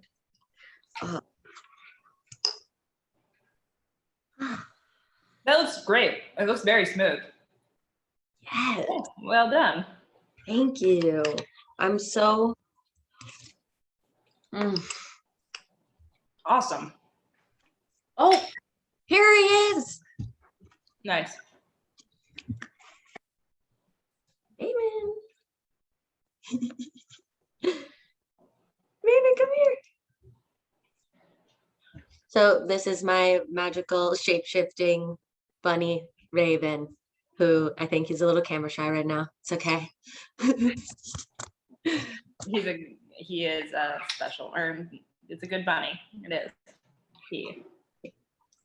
is. Yeah, this is very exciting for me because, of course, we talked a little bit about this, Lauren, on the podcast, but soups I remember being a kid and there were many things I didn't like because I have ARFID. So it's just like soups was one of those things where I was just like a big no, a full-on no, thank you. I think I maybe had like a pumpkin soup once or like something, and it was like I was like, oh, like this is okay, but it was just never a thing that I ever even would think to make or like even like think to order if I'm eating out or anything. So it's just nice but it does provide this really beautiful like warming and like nourishing sensation, and like it's like perfect for this time of the year in the winter time. So it's just kind of nice to be able to, that was very simple and many, just kind of like going for it. So I'm just glad I was able to make a soup. I literally don't even remember the last time I made a soup. Maybe when I was at UVM senior year, because I was like into cooking then, but that was a decade ago. It was a decade ago, and now you know that you can make something and it is totally exactly what you wanted to eat. It was the ingredients you wanted to have, And you will have that squash either in your fridge or your freezer to make a fresh batch much easier on the next round. Like you've already done that work. So there you have it. Absolutely. Well, one thing that I love about meals is storytelling time. I feel like meals are storytelling time. So if you want to unmute yourself or you want to have your video on, that's absolutely welcomed and encouraged, but it's not a requirement. Do whatever feels comfortable for you. But I would just love to open this space while we're eating to, if anyone feels like they want to share any stories, either about Halloween, Samhain, just a little story share, or any ancestors. I've been I go on little like research rabbit hole Google searches when it comes to like ancestral remembrance, like just like Googling stuff and like finding these puzzle pieces. So those are sometimes fun stories to share, but just opening the space for that if anyone feels called. I think I have a story percolating. I'm just like, which one?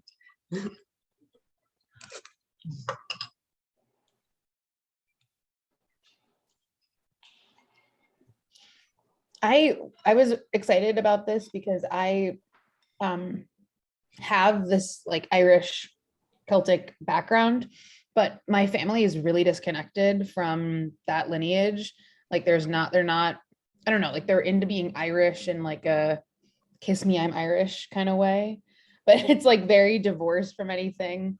And so I just thought that sounded like a cool, interesting, and I'm curious and interested to get to like learn more about that heritage and like connect to it a little bit more. Like the things that I do know, I really like. So I don't really have any stories about ancestors because I feel like my family like doesn't care what the ancestors are, and so I'd love to hear other people's stories.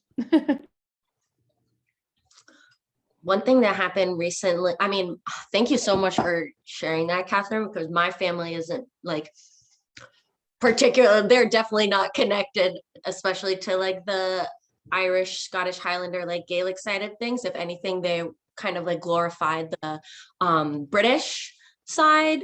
And I think that is kind of, the result of like the assimilation process of like white European folks coming to the United States and then like kind of giving up their immigrant card for the whiteness club and like the protection and privilege that comes along with that. So I think that's kind of what happened a lot with my Irish, Scottish, Highlander, Gaelic lineages, is the British English side really kind of erasing that. But like I have always felt such a connection, especially to Ireland.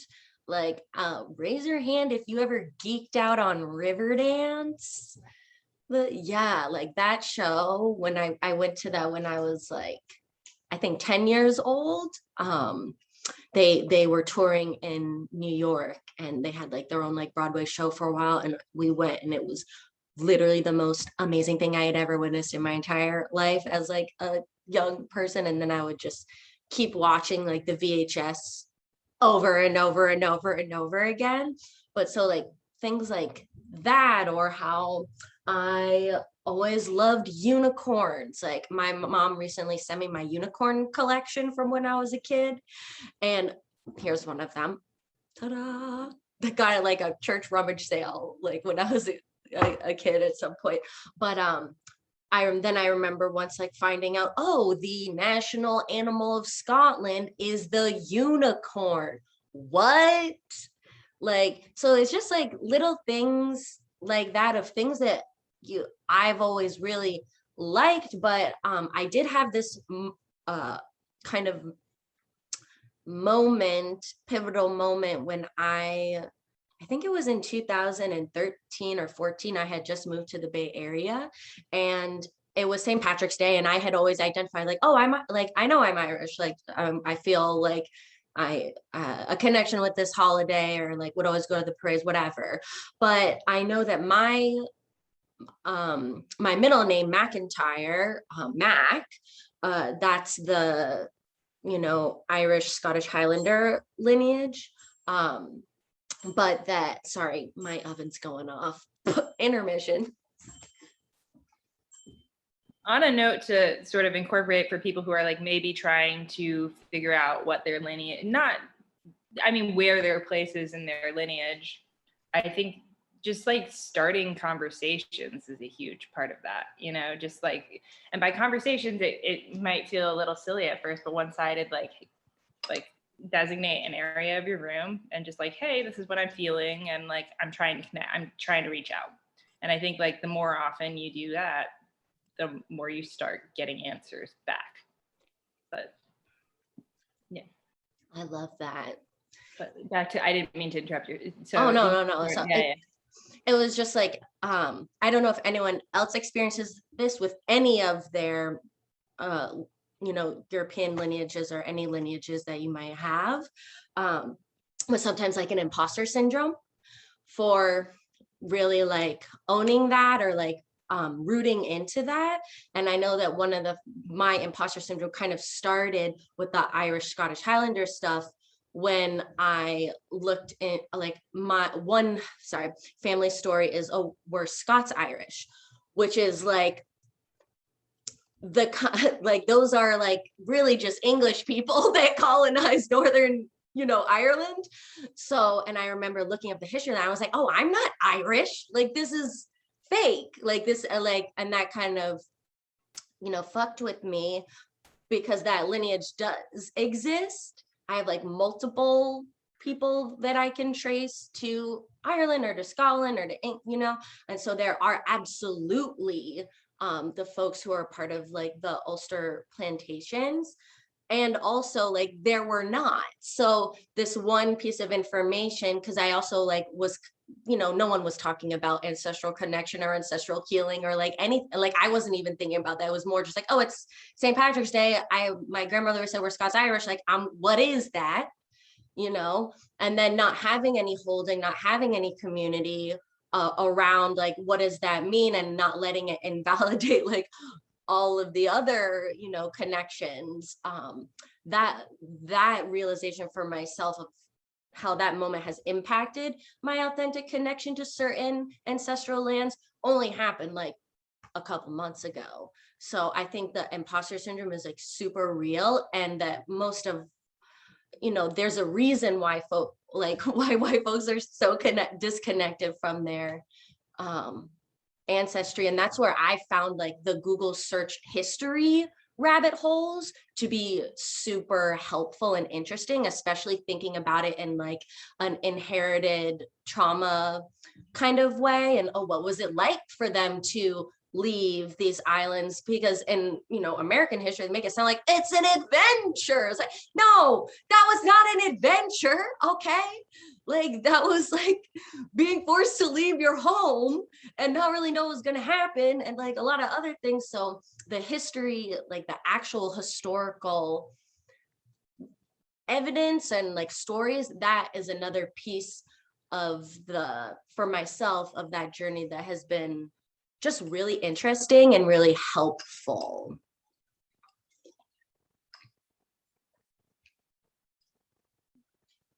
That's super so good. I'm so glad you're pleased with it. That's awesome. And like I said, even if you don't end up using the other things, you can freeze them, and that is, 30-minute soup in the future. So. Yes. Yeah. Actually, a kind of like a wild thing happened when I was home in New York, in the house that I grew up in, and I was kind of going through different boxes and things to see if there was anything that I wanted to bring back to California.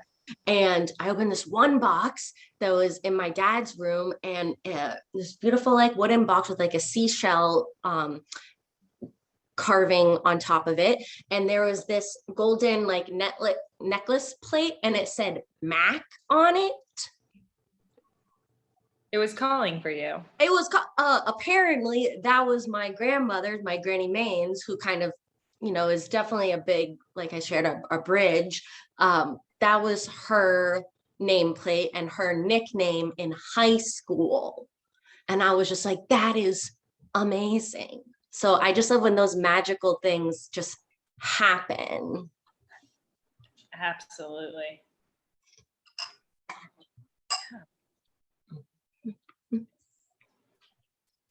Anyone know what they're gonna wear? Like, is anyone gonna dress up for Halloween or have any costumes they've been working on? Oh God, I wish. I would love to. I don't have something yet, but I do still have some time. Yes. What are you doing? I went to a Halloween party last night, actually, and I started with this idea that I wanted to go as a Celtic goddess, but I don't know anything about them. So in like trying to Google, it was very confusing. Like the history of it is really unclear. And then in my like search, I was like, okay, so like it's not that clear, so I can just do whatever the fuck I want with it. I found this absurd Renaissance dress and ended up going as Cersei Lannister instead. So no, yeah, it was More fun. or less the same thing. Yeah, it was similar. Oh, thank you for joining us, Allison. Amazing. Thank you. We're so happy to have you. Thank you. And please review the workbook if you have any questions, please, or reach out. Absolutely. I was the Joker a few weeks ago because it was like a dance performance, but also like a Halloween party. So I think maybe I'll just do that again, or I'll just be a witch because I like really just love going full on witch when it's Halloween. And I'm like, you guys, like this is my life. That's my default costume. I usually just go as a witch. It's the best. I went through a difficult move many years ago and I threw out so many good like go-to costume things, but so I need to like rebuild that wardrobe of like metallic spandex so I can be an alien or something like that at Will or at Lady Gaga or whoever it may be on any given day. So that is an ambition of mine for, I mean, I have 7 days, but maybe not for this one, but the next round, certainly. I feel like I need to make like a list somewhere that lists Halloween ideas because I always have them and then I forget them once it gets to Halloween. I'm like, damn, what am I going to be? Yeah. Maybe I'll go with like a when life hands you lemons sort of situation where I'm like, I'll wear a sign that says light and I'll hand out lemons. Like make it simple for people. You could go like super duper old school Scottish Highlander style and just dress in all straw. Oh, I love that. Oh, damn. Yeah. Just like all straw. Yeah, there can only be one. Not exactly the same thing, but Highlander, okay. Oh, gotcha. Yes, nice. Did the movie. Yes. I'm gonna ditch the mic at this point. I made so much soup. What the hell? Soup freezes. It does. Like that is a joy of soup. It really is. Soup freezes. It'll hang out for a long time. Give it to, leave some out for your ancestors. Like if you don't have an altar, like I said, leave a little bowl on your windowsill or something like that. Okay. Yeah. So you're set.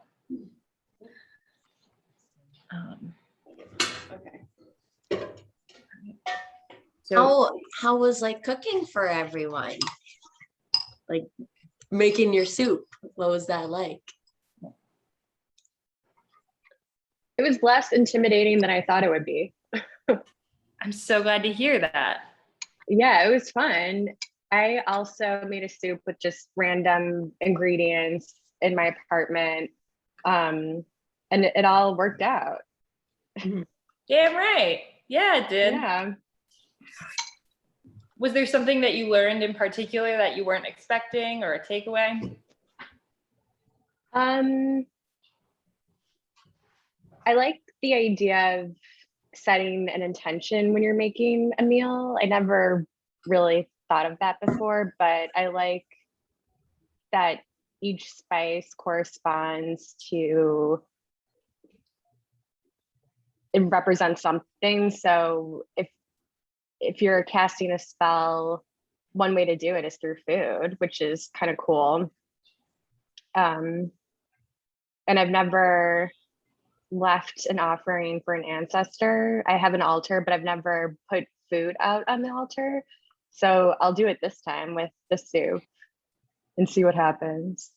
Yeah, absolutely. So I don't know where you live. So the in my understanding, and I've done a fair amount of research on this, when you're getting rid of it, maybe you don't want to leave out soup overnight. If you're fine with that, great. But like you could just leave it out for a few hours, and at that point, you either compost it, you throw it away, or you put it outside. There are some Southeast Asian cultures where they find it acceptable to eat it afterwards. So if it's like really, if you're really opposed to the idea of throwing out soup on some sort of stance, then that's, you know, somebody certainly eats it, but generally it's thrown out or composted.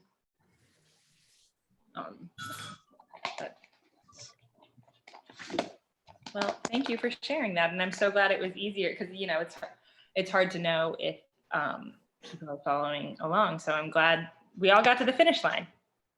Yeah, Totally.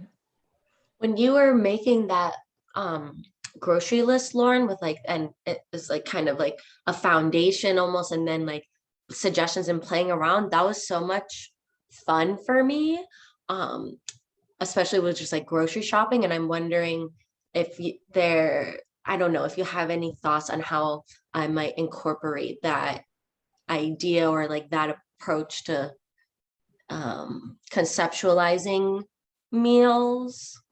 Does that make sense? Yeah, I'm so, yet again, I'm really glad you asked because I haven't had anyone bring it up in that way before. I think if you liked the way it looked visually, then I would stick, like, maybe I can send you some worksheets and people in the class who are interested where you just like, it's like a sheet with bubbles and you just write in things that interest you and you start there. So start with the ingredients and then work backwards from there. What do you usually end up making for yourself, or what are you comfortable with? I make a lot of Annie's mac and cheese. I make a lot of wow. I don't know. I don't make a lot of things. Great. Do you add anything to the Annie's at this point or no? Sometimes I will add broccoli when I'm like, oh, vegetable. Well, you have the squash, and squash is actually really good in mac and cheese at this point, but you know, yeah, I think just starting, you could get good at stir fry. That's like a good way to start, where it's just like, and yet again, if you're not comfortable making a sauce, you could just start with like a store-bought oyster sauce and like searing off vegetables. And then when you got excited about it and you're like, this is delicious, how do I make it better? Then like maybe you add ginger to that store-bought oyster sauce and you're like, this is really good, how do I make it better? And then you start like making your own oyster sauce or something equivalent. And like, so I think how I would suggest maybe going about it, I haven't tried this with you in particular, but it seems that we're on the right track, is you start with this worksheet, you fill in bubbles, and then you get excited about those ingredients and you start with the most basic way to prep it possible, where it's like, okay, so I just threw these in the pan, done, you know, and that's how I think I would go about it. Fabulous. Yes. Okay. So should we skip break time? Well, I'm just wondering where people are at in their meal, where they're at in their hunger levels. How much, yeah, just how much, oh no, oh, I'm so glad you're here though, Natalia, thank you. We just finished, we're just like eating our soup, and then I think what we're gonna do for the dancing portion, because you really inspired me, Lauren, with just like the flow of it. I love how we're flowing today. I think, oh, we're gonna do kind of like a dance and cleanup vibe, which transitions into potentially some more dancing depending. But I think that before we logged on to class today, I was like, oh my gosh, I'm out of candles.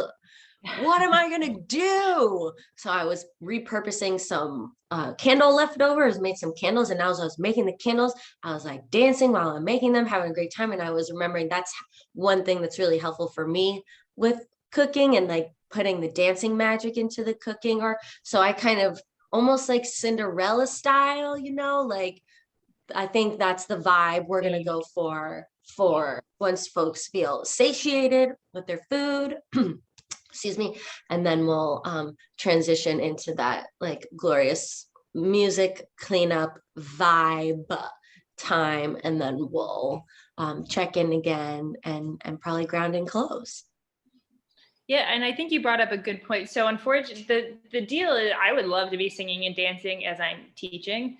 And I encourage you 100% to bring that into your own practice. There was a question and there was a moment where it was like, it would have been really homely and nice to hear music when we were talking. You never would have heard a word I had to say. It would have been Literally nothing. But make yourself a playlist, like make it fun for you, like do a little dancing if that's what gets you going in the kitchen while you're putting things in the oven. I'm not a dancer professionally. Everyone is a dancer that just haven't discovered it yet. I love that. That's how I feel about cooking. So many vibes. Yeah, but so as soon as people are feeling satiated, well, let's do a dance cleanup.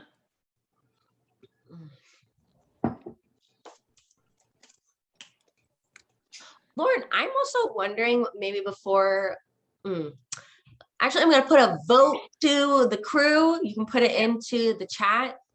I'm wondering, Lauren, if you would be willing to pull us a card either before we clean up or at the end of it from your beautiful culinary tarot deck, and maybe just share a little bit about it. I would love that. Actually, so I brought up, I think this one, we discussed how this is an archetype of the work that you do. And so I'm bringing that here. And this is also in the workbook. I have some of the pictures, but for those of you who may not know, thank you for bringing it up. I have a tarot deck on Kickstarter right now. It's the Herbal and Spice Culinary Tarot. When we were just discussing how like herbs and what you're making can go into intention, I did create a tarot deck around this idea that archetypes can be played out in your food and what you're thinking about and setting intentions around that. So Mac has some beautiful cards that they chose, beautiful archetypes for their work at Full and Plenty Joy. So this one in particular, the Ace of Cups, I think is a especially nice one for the potential community that we have here today. So many of us are strangers, not that well acquainted. I haven't met all of you. And so, and in this picture, it's a cup of ice water.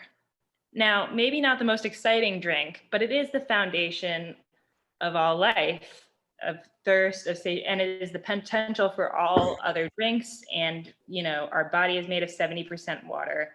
And so the herb that I have in particular for this card, if you're familiar with Go-To Cola, it really hits you in the back of the head. It's delightful. I really like putting it in sort of my morning drinks and kombucha and stuff like that. But I think meditating on the idea of cups often have to do with intuition. Aces have to do with sort of an idea of limitless potential surrounding us. And that's what we have going into community today. So so thank you all for being here. And that's what we have. I'll share the other one. I'll share the star too, or the herbalist in this case, just because. Oh, yes. Will I? Where are you?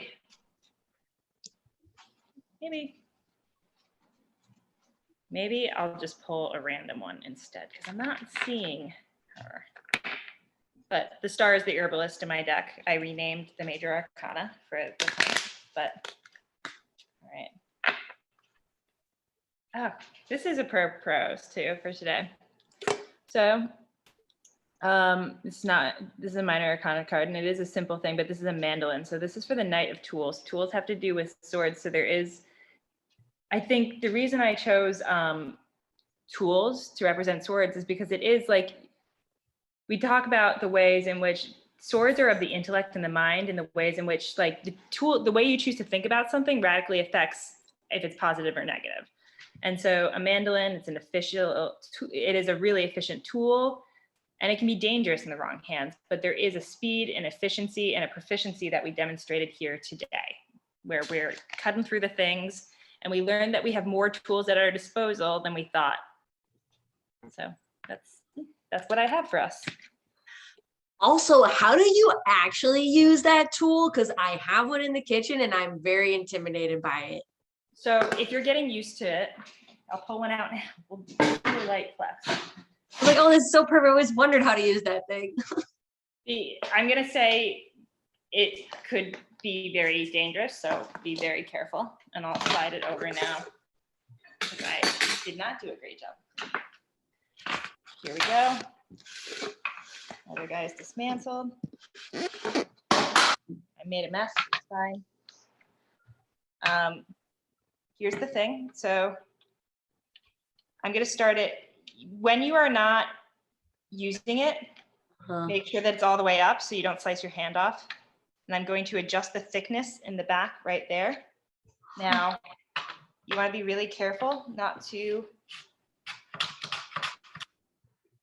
but yeah, and it's sliced really thin and evenly, but you got to make sure that your fingers and thumbs are back. If you are nervous about that, towel. I also, if I'm using it in a professional setting, instead of screwing around in my house, I'll put on like, if you are a household that maybe has some plastic gloves, then that is not the worst idea. It looks like Amy is leaving as well. Thank you so Hi, much, Amy. Thank you for being here. Enjoy your soup. Yeah, enjoy the soup. Thank you so much for coming. Yeah. Okay, cool. Yeah, but so a glove will actually catch most things unless it's really thick. That'll stop you from hurting yourself, but like safety first, because it could be really dangerous for you, but they are awesome and will make your life a lot easier. Fantastic. Okay, cool. Well, I think are folks done with their consuming of nourishment? Excellent. Cool. So I'm just thinking of a couple of tips if like dancing just and connecting to the music maybe is like a newer thing for you. And then after I give those tips, I'm just gonna put the music on and we're gonna clean. And then when we're done, we'll ground and close together. But similar to what Lauren was talking about with your senses, with the kitchen, it's the same thing with connecting with the music. So for you, you even maybe need to like take a moment and close your eyes and just like be with the music as it is infiltrating your ears. And then you kind of wait for just how your body wants to respond. And, you know, that could be as simple as just like grooving back and forth. Like we're not here to do like big moves or anything. It's really just about building a relationship with the music, almost like the music is spirit, is ancestor, and is moving through our body and our cells and bringing us joy. Like it's like when the music moves through our vessel, joy gets like boiled up in a cauldron and made. So just see if you can really let yourself have fun. That's really it. Just have fun, connect with the music. And as you connect with the music, imagine yourself maybe even dancing with some ancestors, with some loved ones, whatever, whomever feels like they want to vibe out. I'm gonna put on the music now and we'll clean up, and then I'll bring the music down when we're just convening back together to just officially close. Fabulous. Okay.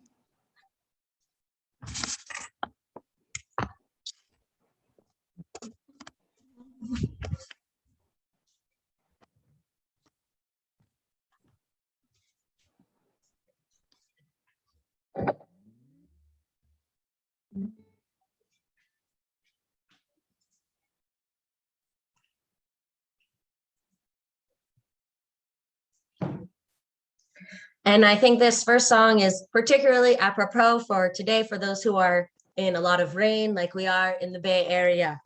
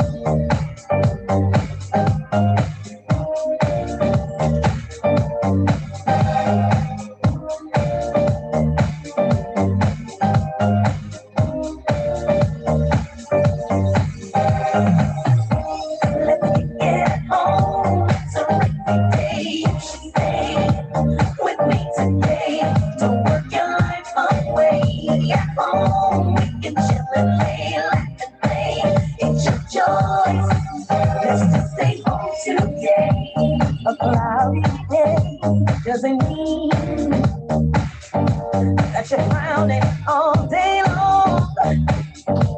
And it surely doesn't mean because it's dark that the whole damn day is gone. And even though it's dreary outside, doesn't mean so in our minds. See it as an opportunity for us to spend some time. Get on into the day. Stay with me today. Don't work your life away. At home, we can chill and lay like a play. It's your choice. Let's just stay home. Get home. So every day you should stay with me today. Don't work your life away. At home, we can chill and lay like a play. It's your choice. Let's just stay home today.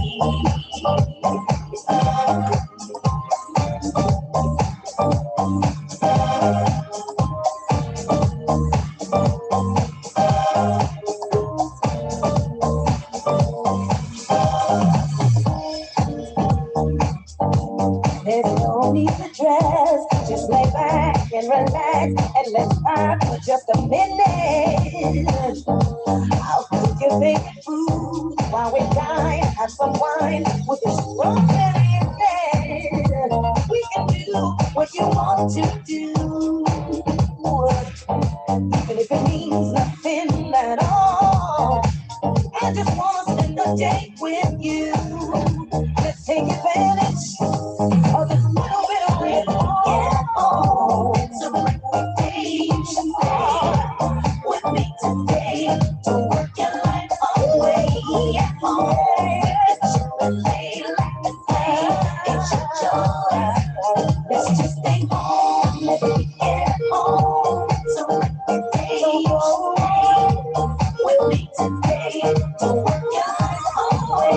At home, we can chill and lay like a play. It's your choice. Let's just stay home today.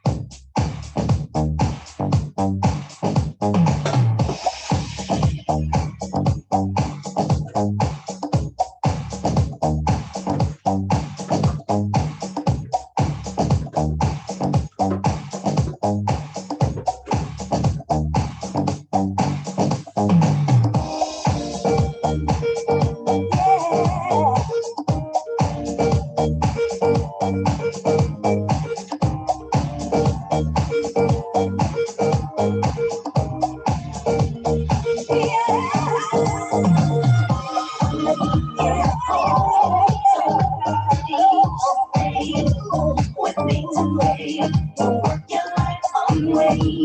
Oh, we can chill and lay, laugh and play. It's your choice.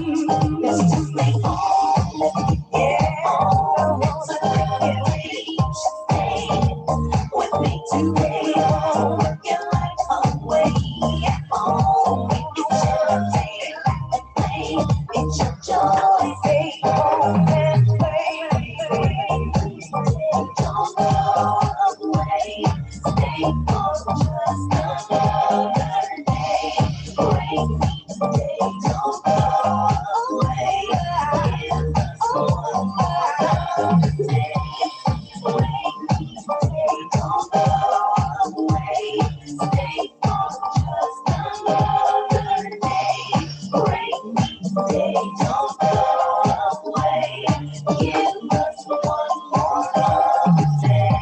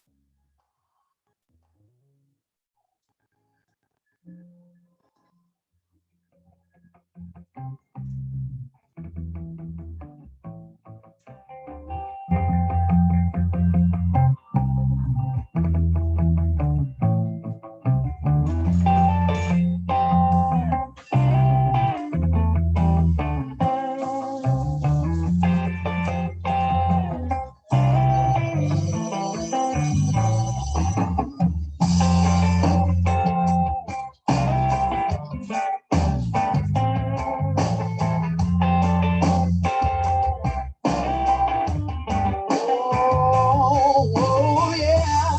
Don't forget your roots and my parade. Don't forget your family. Yeah. Don't forget your roots and my parade. The ones who made you, the ones who brought you here. Don't forget your roots and my parade. Don't forget your family. Yeah. Don't forget your roots, my friend. Yeah. Oh, so Johnny was a good man, armed with the power of his homeland. Place tight, ticket in his hand, never to return home again. So he lost what he knows and what all is right for a broken world and a world of lies. But the days were melted, relationships suffered. He lost the faith of all those who matter. So don't forget your roots and my parade. Don't forget your family, yeah. Don't forget your roots on my parade. The ones who made you, the ones who brought you here. Don't forget your roots on my parade. Don't forget your family, yeah. Don't forget your roots, my friend, yeah. Oh, so Jessie thought that she was all that, she was heading on the right track. They sat the gate as she walked away. Oh, never to look back again. So she and what all is right. For a brand new image in a world of lies. The days were numbered, relationships severed. She lost the faith of all those who had a soul. Don't forget your roots, my friend, yeah. Don't forget your family, yeah. Don't forget your roots, my friend. The ones who made you, the ones who brought you. Don't forget your roots, my friend, yeah. Don't forget your family, yeah. Don't forget your roots, my friend, yeah. Oh, yeah.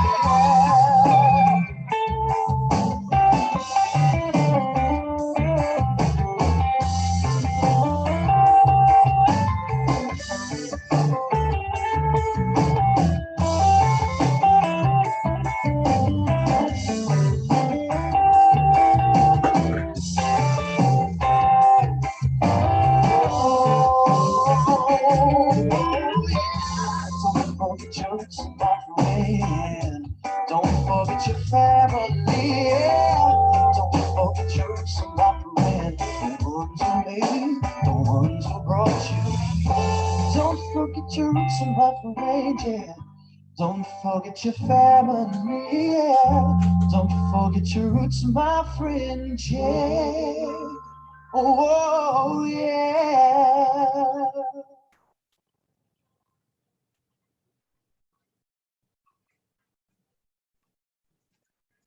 How are folks doing with their cleanup?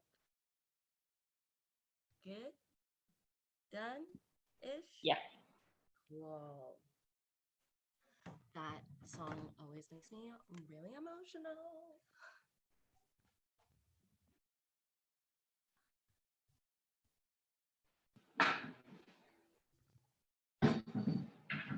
Yes, Natalia 660. That last song that was just playing was Know Your Roots by 660, and they're an incredible Kiwi band from Aotearoa, New Zealand. Highly, highly recommend their music. There's a couple of songs of theirs on the playlist that you'll all be getting later today, along with Lauren's workbook, just again, so you have it somewhere. But yeah, either just coming to a seated place or standing with your kitchen with your tools. Just gonna do a little grounding closing circle together. I'm gonna grab my candle and my rosemary. If you have a candle or any herbs you want to burn, I invite you to grab those now. Not a requirement at all.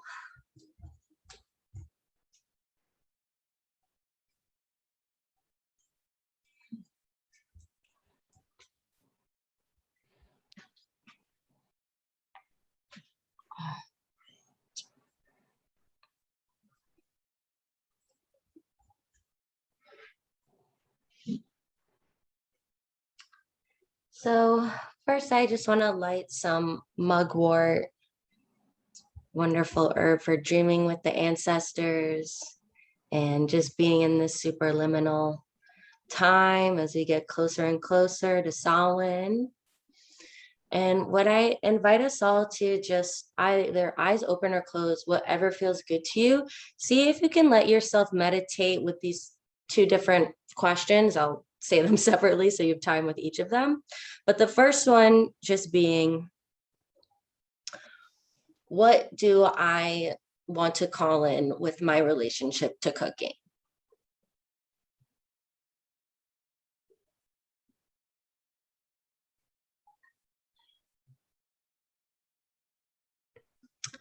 And then wherever you felt that answer, for myself, I want to cultivate consistency. Yeah, with my cooking. And I feel that consistency kind of like across my shoulders, like this broadening across my shoulders. So for yourself, whatever it is you are wanting to call in or cultivate, maybe that's a better word for where you're at with it, what you're wanting to cultivate, just going forward from today with cooking. And wherever that answer is, see if you can locate it in some part of your body. For me, that's across my shoulders and my chest. Yeah, and see if you can just hold that intention in that part of your body for a moment. And then with the part of your body that this intention around cooking is located in, notice if there's a position, a gesture, a place that you want to either put your hand on that part of your body, or maybe one finger, or just something that feels like you want to make some kind of gesture or physical contact with that part of your body. And this gesture on this part of your body where you have this intention with your relationship to cooking, know that anytime you place your hand in this way on this part of your body, that's kind of your key back to this intention for yourself.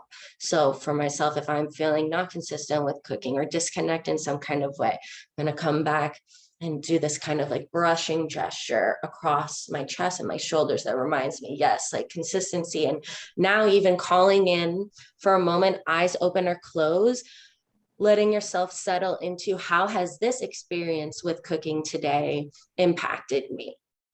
What have I gained from this or encountered today?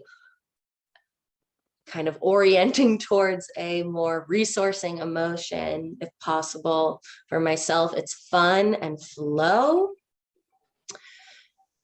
and allowing that feeling to also root into this part of your body where you have this intention with your cooking. So when you touch this part of your body, not only will you remember your intention, what you're calling in, cultivating with cooking, you'll also remember what you felt today here under the guidance of this incredible kitchen witch, Lauren. And so just kind of sealing that in with a hug or with some gentle brushing on that part of your body, or just holding whatever feels right to you.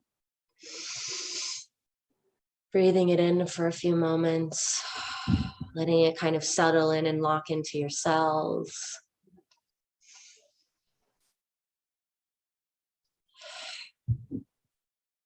And staying in this place, in this dreaming place with the mugwort.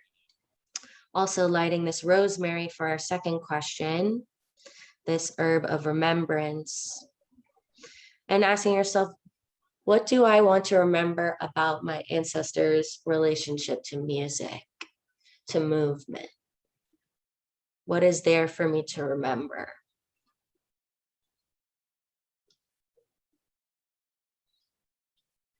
Or if that question doesn't land, same. What do I want to cultivate with a relationship to music, to movement that can help resource me and connect me back to my roots, to myself, and to my body? Noticing where that answer comes from inside of you, maybe the back of your head, maybe from your heart, maybe from kind of off to the side, but just noticing where that answer came from, and then bringing it into your body. I'm going to bring that into my heart. You might want to bring it maybe into your throat or your knees, your legs for moving, but see if there's a place that you can put that intention for remembering and for cultivating that resource in your body again. Knowing that it lives in you. And whenever you need to access that kind of joy, that kind of freedom, that kind of connection, that your body can actually be a reminder for accessing that. And even if your body's like, yo, I'm not accessible today, that's okay. Then you go to the ancestor altar, or you just ask wherever you are. Maybe you're lying in bed, you can't get out of bed that day. That's totally okay. You just, oh, is there any well ancestors who could be here with me today and provide me some love? So in closing, I want to invite folks to place your hands on your heart if they're not there already. And for these last 3 breaths, we are just going to soak in, imagining it all around you, the unconditional love of your ancestors, really feeling it, really believing it, really allowing it to permeate in and hold you and love you and take it with you, because they are here to help us. They want to help us. So we're going to take a deep breath, bringing in that unconditional love. Holding it in and then exhaling, sending that energy down through your core, down through your root, deep, deep back into the earth, into the physical soil.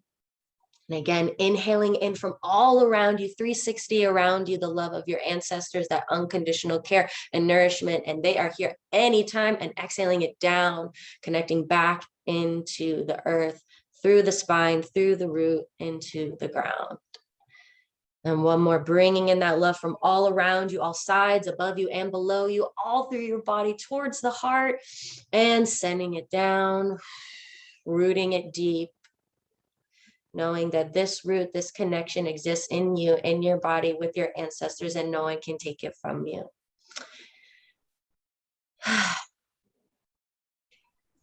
And giving gratitude to our bodies for showing up, giving gratitude to the land that we are occupying for giving us so much every single day, for the lands that this food has come from, giving gratitude to the lands that we come from, us, the embodiment of all of our ancestors. We give thanks and we remember. And just starting to notice what you can feel right now, kind of feeling into the outline of your skin or what your hands are touching, what your feet are touching. Noticing what you can hear around you, what you can taste or smell. And at your own time, letting your eyes open, gently coming back first to the space, just checking it out again. Oh yeah, here. And then a little orienting to all the beautiful faces here, all the magical humans. Thank you so, so much for spending your time with us today. And yeah, just very grateful. And I'll of course be following up, but thank you for being here. And Lauren will be following up as well. Lauren, any closing remarks you want to share? I mean, that just breezed by. That was, I really was like 2.5 hours is a long time to hold people's attention. And I hope it breezed by for all of you as well. And thank you we live in a time where it's really hard to give anyone your attention. So like, thank you for showing up for yourselves today. And thanks for showing up for us in this circle. It really is, it's cool to have you. So yeah. Thank you. It was really nice. All right. Bye. Have a lovely rest of your Sunday. Ta-ta.